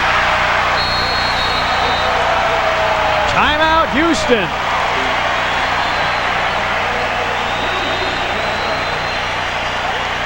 Damon Stoudamire gives Portland a 2-point lead, 79-77 is Steve. He just got enough of a pick from Rasheed Wallace for a little separation. What happened is Francis was trying to be concerned about the penetration, went too deep. He had him under control. Stoudamire pulls up, and it's a clean opportunity for him. Portland gets a little pop and a chance to go on top in a quarter where they really had a tough time making shots. Damon, 7 points on the night with 5 assists.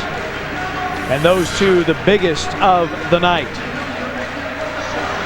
And of course, with the way Houston is shooting from beyond the arc, a 2-point lead, it's nice, but it's not money in the bank.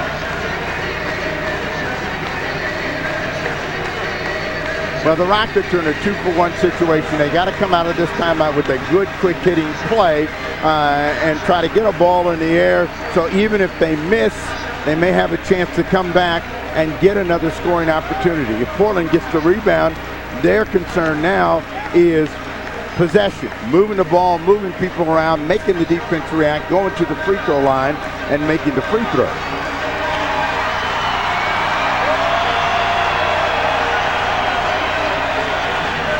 Patricia Lowry, our producer, brought her mom to the game tonight. And congratulations to Texas A&M as they defeated Texas this afternoon. Paul Allen looking on anxiously, as is General Manager President Bob Whitsitt.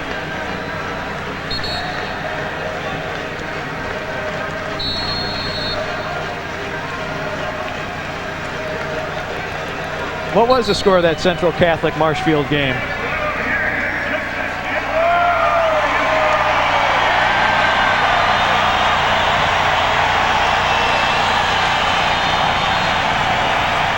All right, the final 46.8. Here's your game reset. Portland with 3 and a 20. Houston with 2 full. Portland also with a foul to give. Blazers by a deuce.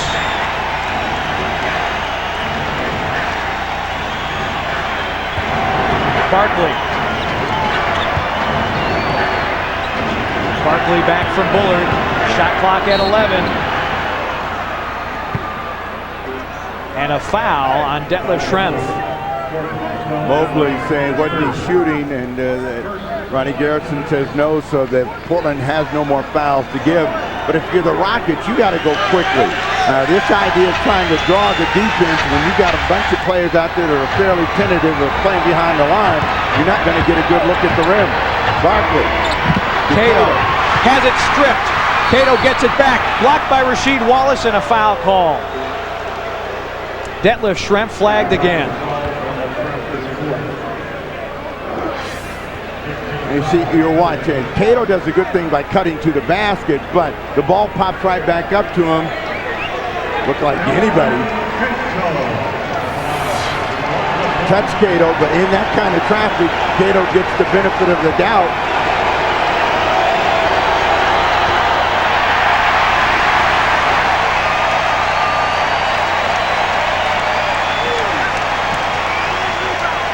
David Stoudamire had a few words for Kelvin. Rudy Tomjanovich tells these guys, miss or make, you foul the Trailblazers. The sixth man raises the roar. Cato splits the pair, so Portland with a 1-point lead. But the shot clock is off, and Houston is forced to foul. Francis fouls Schrempf there. Now they got to foul because they know that Portland's in a position to run out the clock. So in order to get the ball back, give themselves a chance, they're going to gamble that they'll either get a miss or Portland makes them both. They'll give themselves a chance to tie the ball game with a 3-point field goal. And Detlef Schrempf, one of the better free throw shooters for the Portland Trailblazers. Greg Anthony is also an excellent free throw shooter, and so Mike Dunleavy brings him off the bench. All they wanted was one miss. That gives them a chance with this possession to at least tie the ball game, not have to focus on the 3-point field goal or 3-point attempt. And Detlef Schrempf with a chance to give Portland a 2-point advantage with this free throw. Iron kind at the Rose Garden, and Rudy Tomjanovich will take another timeout to set up a play to try and tie this ball game or perhaps take the lead. 20.8 to go in regulation time. During that last free throw situation, there was quite a bit of jawing between Steve Francis and Greg Anthony. I think Steve was trying to point out a little something to Greg Anthony, and Greg was very calm and said, we'll see you at the end of the game. You read that? You saw all that? It was pretty good. It's a mild interpretation, folks.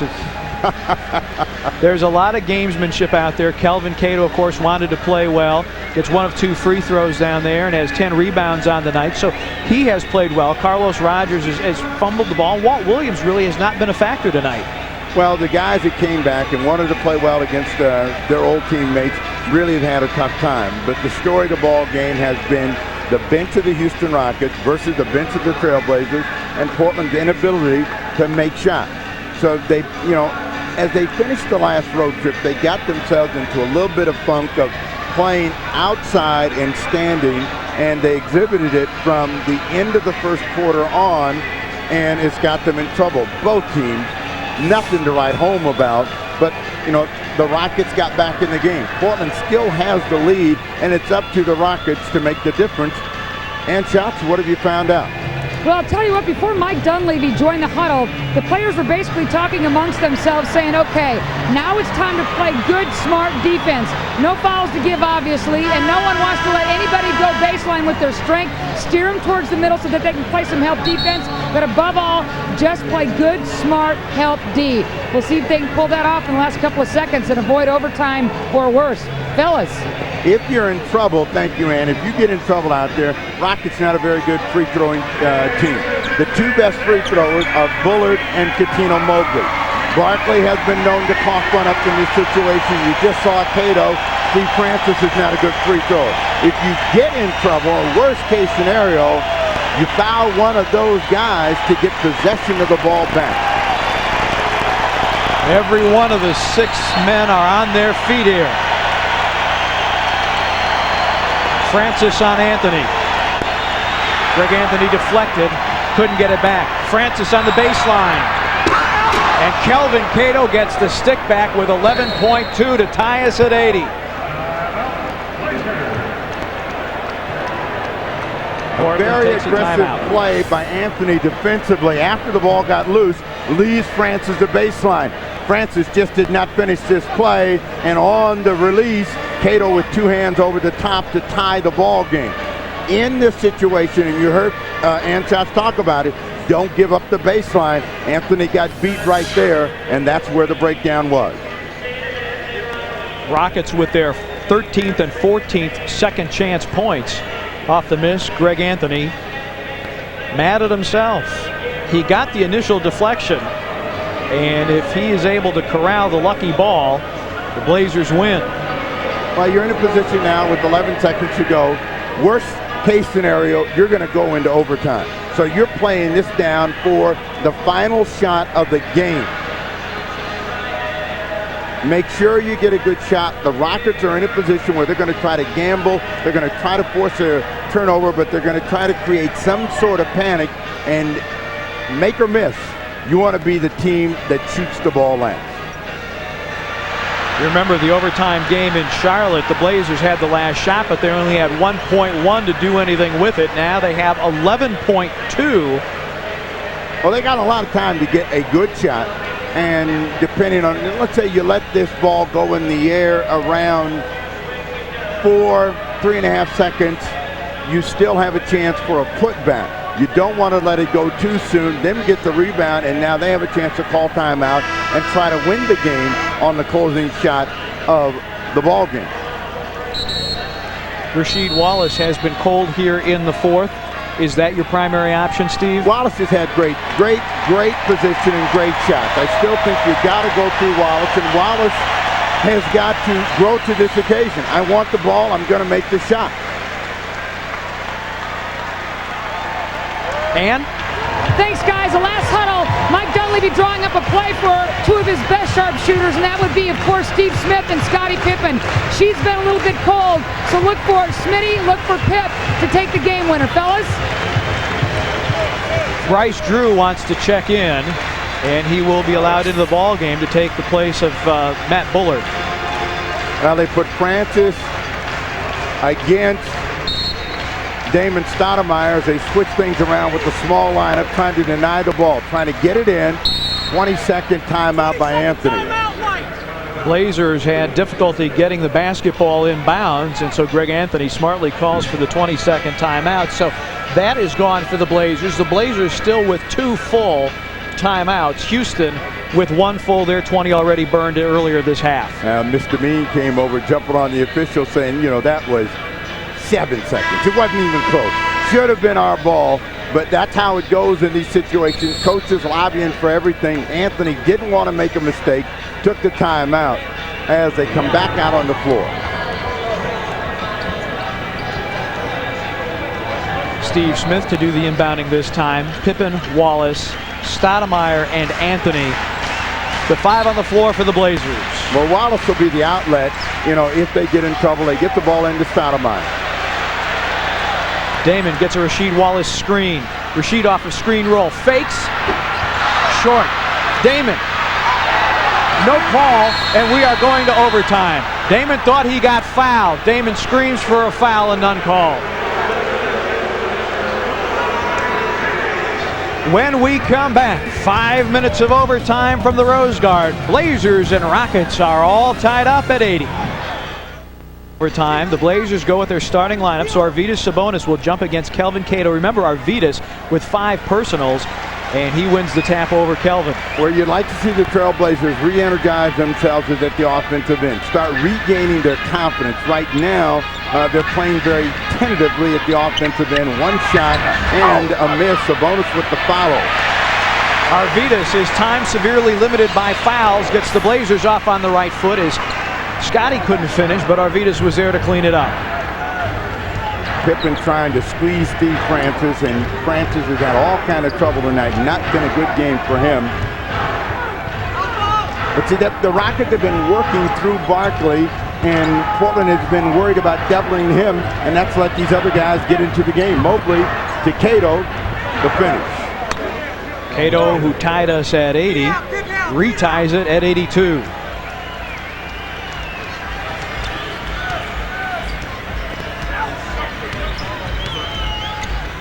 Steve Smith comes up firing and hitting. It was Steve Smith who hit tough shots down the stretch in Charlotte to help the Blazers to that win. Again, trying to get a mistake out of Francis. They're going to come back with the same play they've been running. Go through Charles Barkley, make the defense react. Charles, Bullard from three. Wallace with a weak side rebound. Damon with a burst of speed to the rack. Bullard with a rebound.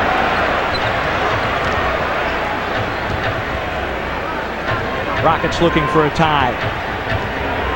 Barkley and Wallace. Wallace grabs. No foul. Barkley leans in. Mobley. He's been money all night for Houston. Shot clock at 5. Tried to go behind his back and lost the ball.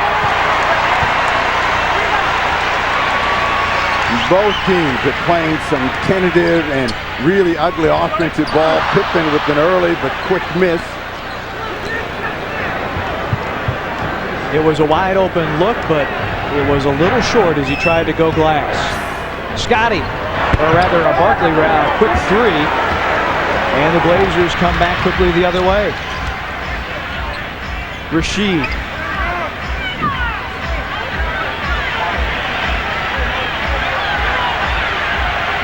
Rasheed, shot clock at 9. Arvidas. And the long rebound to Francis. He's going to push. He doesn't have numbers. He goes in on Damon. And a foul on Damon Stoudamire. A good early foul. That's going to keep Steve Francis from getting to the free throw line. And Francis only had one thing on his mind, beating everybody in white back down the other end of the floor. And this foul bails Portland out.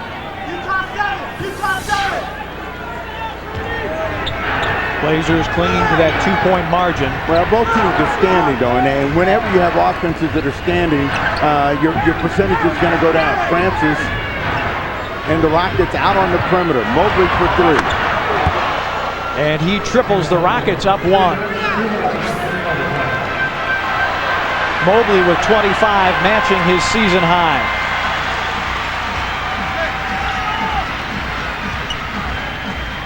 Steve Smith, he hit 1, he's now hit 2. And Steve pounds his chest and says, I can carry this team to victory. Blazers looking for a stop. Francis double team. Bullard looking for a little help. Yeah, funny thing about Mobley, he's playing against Scottie Pippen, who was his favorite player growing up and having a great time. Francis a turnover with a bad shot. He forces it. Rudy T wants a foul. He'll get none. Smith thought about a 3. He'll go with a deuce. Got it again!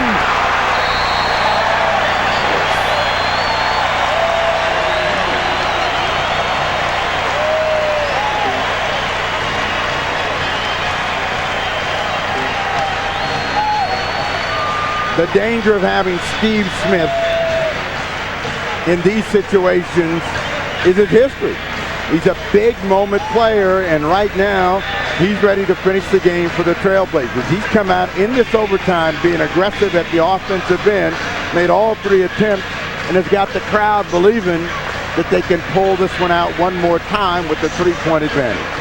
Smith, 15 points and 5 assists.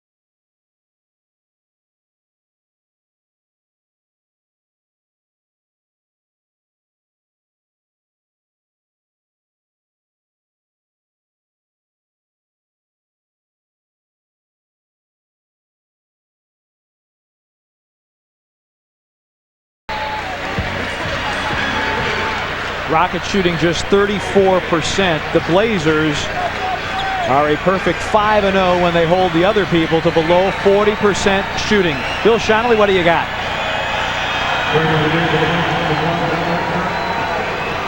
Well, Rudy Tomjanovich is not going to change a thing. Watch for Barkley to get the ball. Low post, high post. He's up at the high post now. Keep a watch on this. All right, just as Bill described, there's Barkley going down to Francis. Great Blazer defense. So he's got to bail out to Mobley. Shot clock at 5. It's a 3. Pippen going for the rebound, can't get it. Damon does have it. What a pass to Pippen.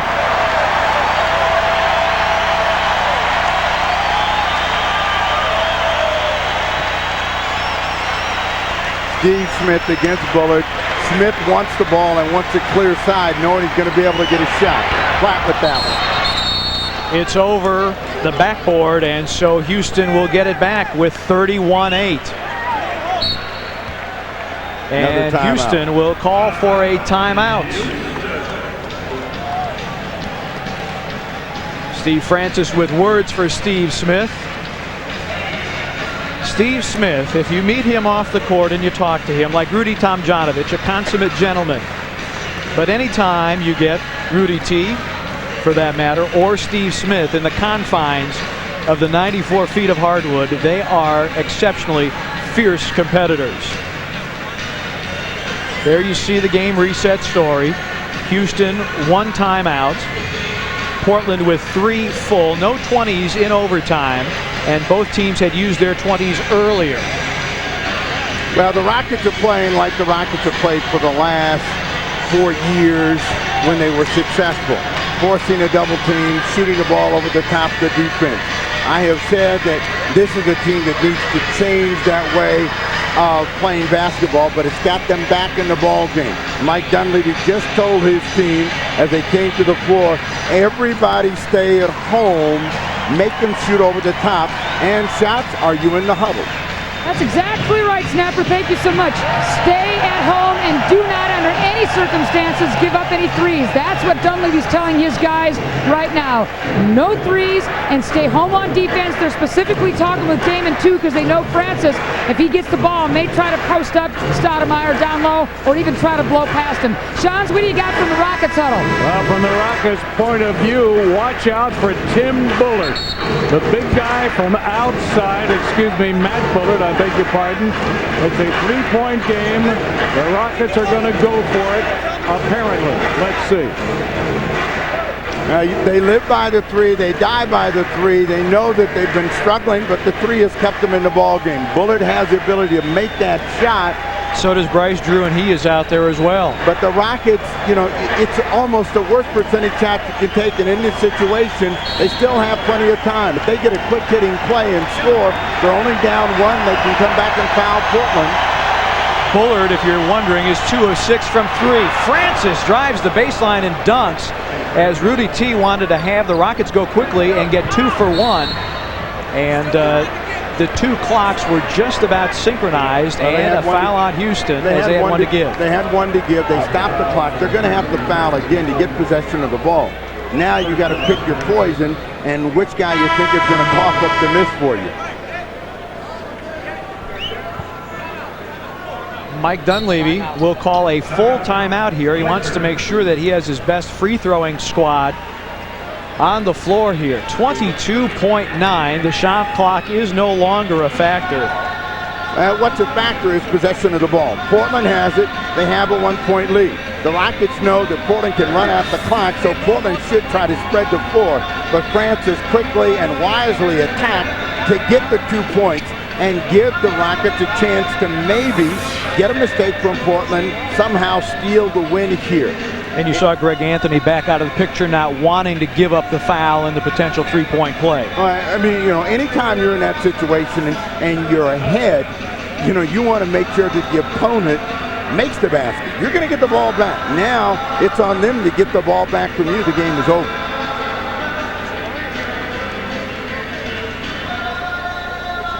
The East Coast road trip, you look at a 5-1 record and you say, oh, great road trip. But tough victories in Miami, coming from behind. A win that was not easy in Philadelphia after the Blazers led by 17 late in the third. The Sixers come back. Allen Iverson ties it at 87 before the Blazers go on to win. Charlotte, you're extended to overtime. Obviously, the Orlando game, which comes down to a final shot. Rasheed Wallace puts it in for the Blazers win. It came down to a final shot in Cleveland, where the Blazers had a couple of looks from three, couldn't put them down, and end up losing by 3. And then in Minnesota, you're trailing, and a third-quarter rally propels you to the victory. So the Blazers know something about coming back, and they know something about tight ball games, despite the fact that their margin of victory does lead the league. Well, forget about the margin of victory and focus on the ability to get the win. That's all they're concerned with here this evening. And the number one thing now is to get the ball in play, use as much time. You know the Rockets are going to try to gamble and steal the ball, and if they don't make a steal, they're going to foul. They're going to pressure. Shandon Anderson back in the ball game. Kelvin Cato down. They don't have any shot blocking, so you know they're going to try to get to whoever has the ball very quickly. Greg Anthony, Damon Stoudamire, Pippen, Wallace, and Smith, the 5 out there for Portland. Greg Anthony to do the inbounding. And Steve Smith. Well, they were able to let Steve Smith get it. They got a foul, and they finally foul Damon Stoudamire. But Smith almost lost control of that ball in the catch. Remember earlier, Houston had forced Portland to burn a timeout because Portland had trouble inbounding the basketball. And the Blazers did have a timeout, but did not want to take it there. So Damon to the line with the season 83.3 from the stripe.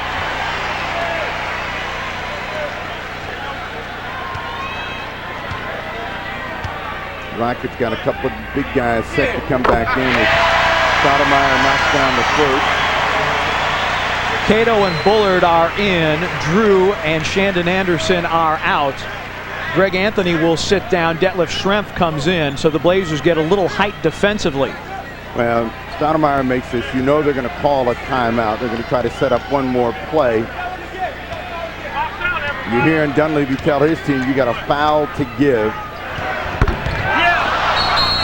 Damon's long with the free throw, and Houston still breathing.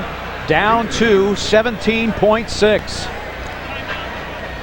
Rudy Tomjanovich will take the timeout, and now you're in a situation where you definitely do not want to give up the 3 because you could potentially lose the basketball game, but you don't want to give up an easy score by any stretch. Well, it's not a question of 3 or 2. You got to play solid defense. The Rockets need to have 2 possessions to try to tie or win the ball game. So they're going to try to come with a quick hitting play.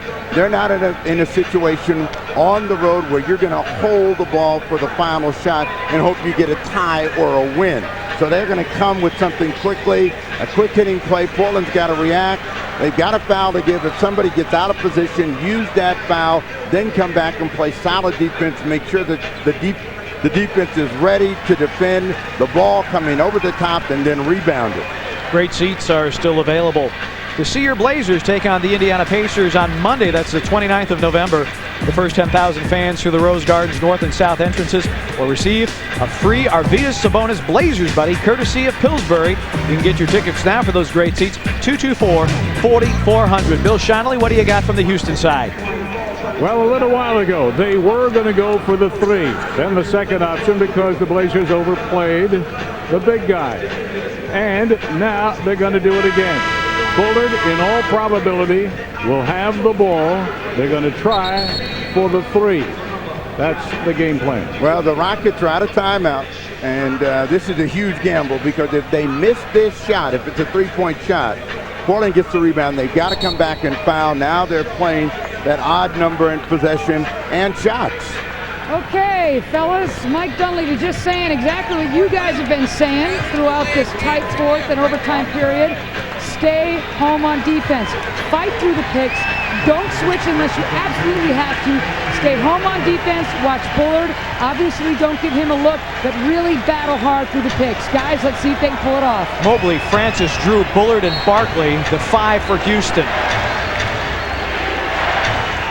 Anthony checking Steve Francis. Well, Francis in this situation usually goes on his own. He is the guy that likes to finish the play, trying to make a big play, get a foul against Stacey Augmon.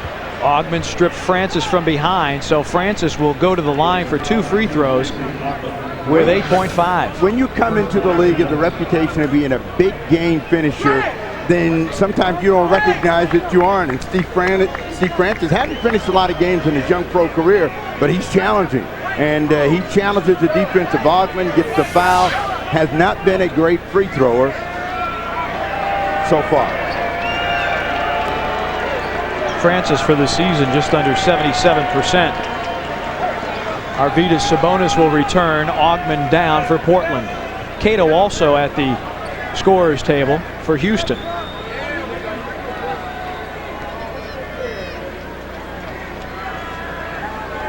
Cleaning up a little moisture along the lane.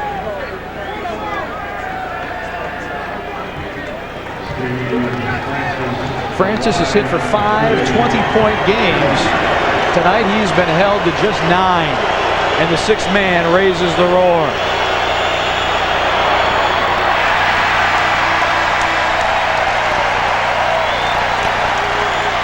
Now they're looking at Rudy. Barkley trying to tell Francis, miss it, we'll get the rebound, put it back in. You know what Portland is saying, get the rebound, we have possession, we get out of here with the win. But and again, Houston out of timeouts. You're hearing Dunleavy tell everybody, just stay with your people now. If you're Francis and the Rockets, you make it and then you try to come back with a steal. And that's exactly what Francis does. He makes, so the Blazer lead is 1. And Charles Barkley, Mike Dunleavy wanted a delay of game, and that would have been a technical foul because the Rockets had a delay earlier, and now Rasheed Wallace and Catino Mobley get hooked up. Whistles blow and cooler heads prevail. Now Mobley was trying to draw a foul, and these guys are from Philly, having fun with one another. Now they're in a situation, 1-point ball game. You're going to get free throws. Steve, get out of there! And Rudy T has his team huddled over by the bench. He doesn't have any timeouts left, and Mike Dunleavy is off the bench. Well, for what amounted to a 20-second timeout for Houston. You're walking to the other end of the floor, and they all just stop. It's up to the officials to continue play, get everybody down here, and make them get into the lane. On a very busy holiday travel weekend, that was a detour to be sure. Francis the foul, his 5th. Anthony at the line. Now the Rockets are going to get one more shot. Anthony gets a great bounce. So that was a tight free throw.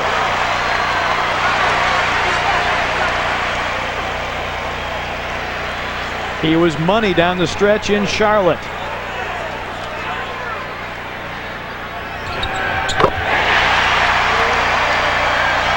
Houston with 7.1, and they'll need a 3. Well, if you're Portland, you get in trouble. You don't let them shoot the 3. Bullard.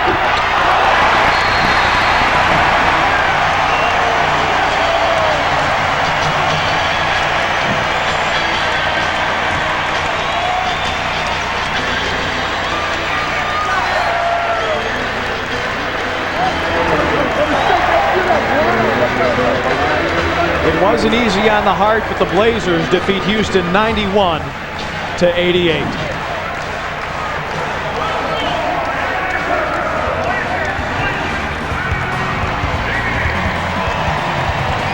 The Blazers needed overtime.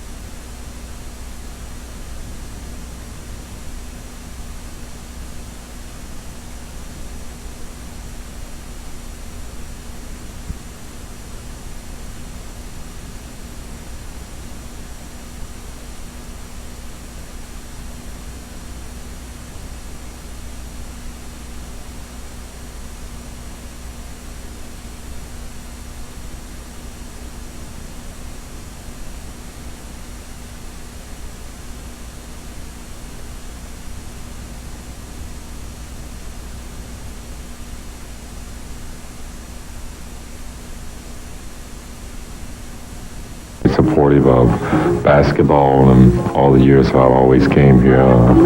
They really, been sort of a pain in the side for the visiting team, so I'm just glad to be on the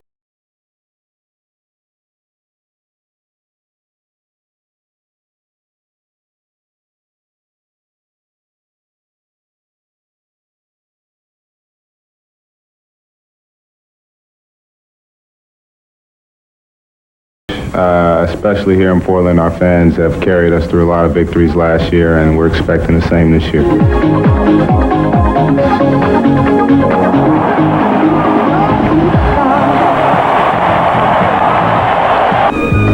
The Blazers wish they had their fans with them tonight, but no such luck.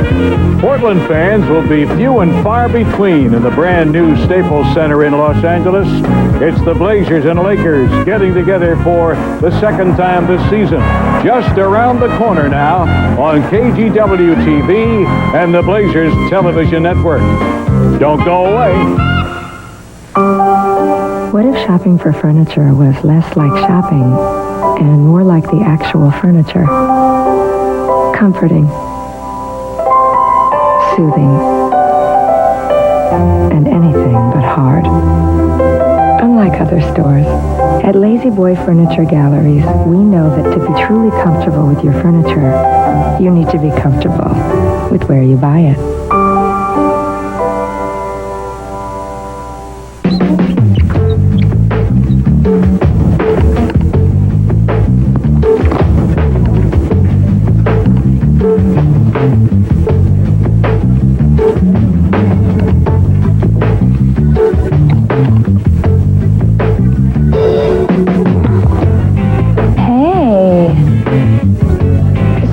Brother?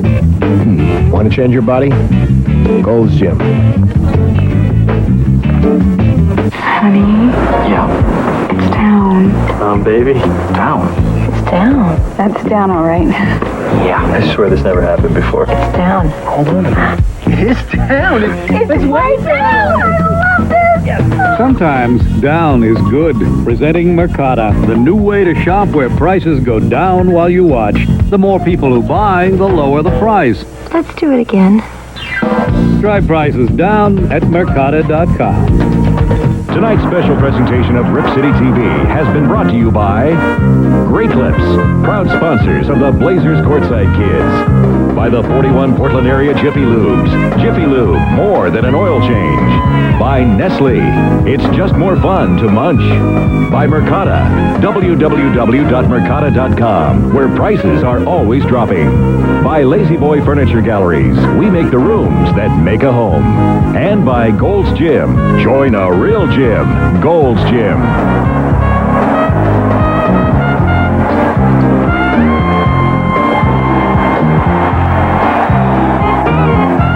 That's all the time we have tonight on Rip City TV. Be sure to join us next month. We'll be back on January 19th. The basketball and shopping seasons are well underway, and we hope you'll visit the studio store here on the Rose Quarter and show your Blazer spirit. From all of us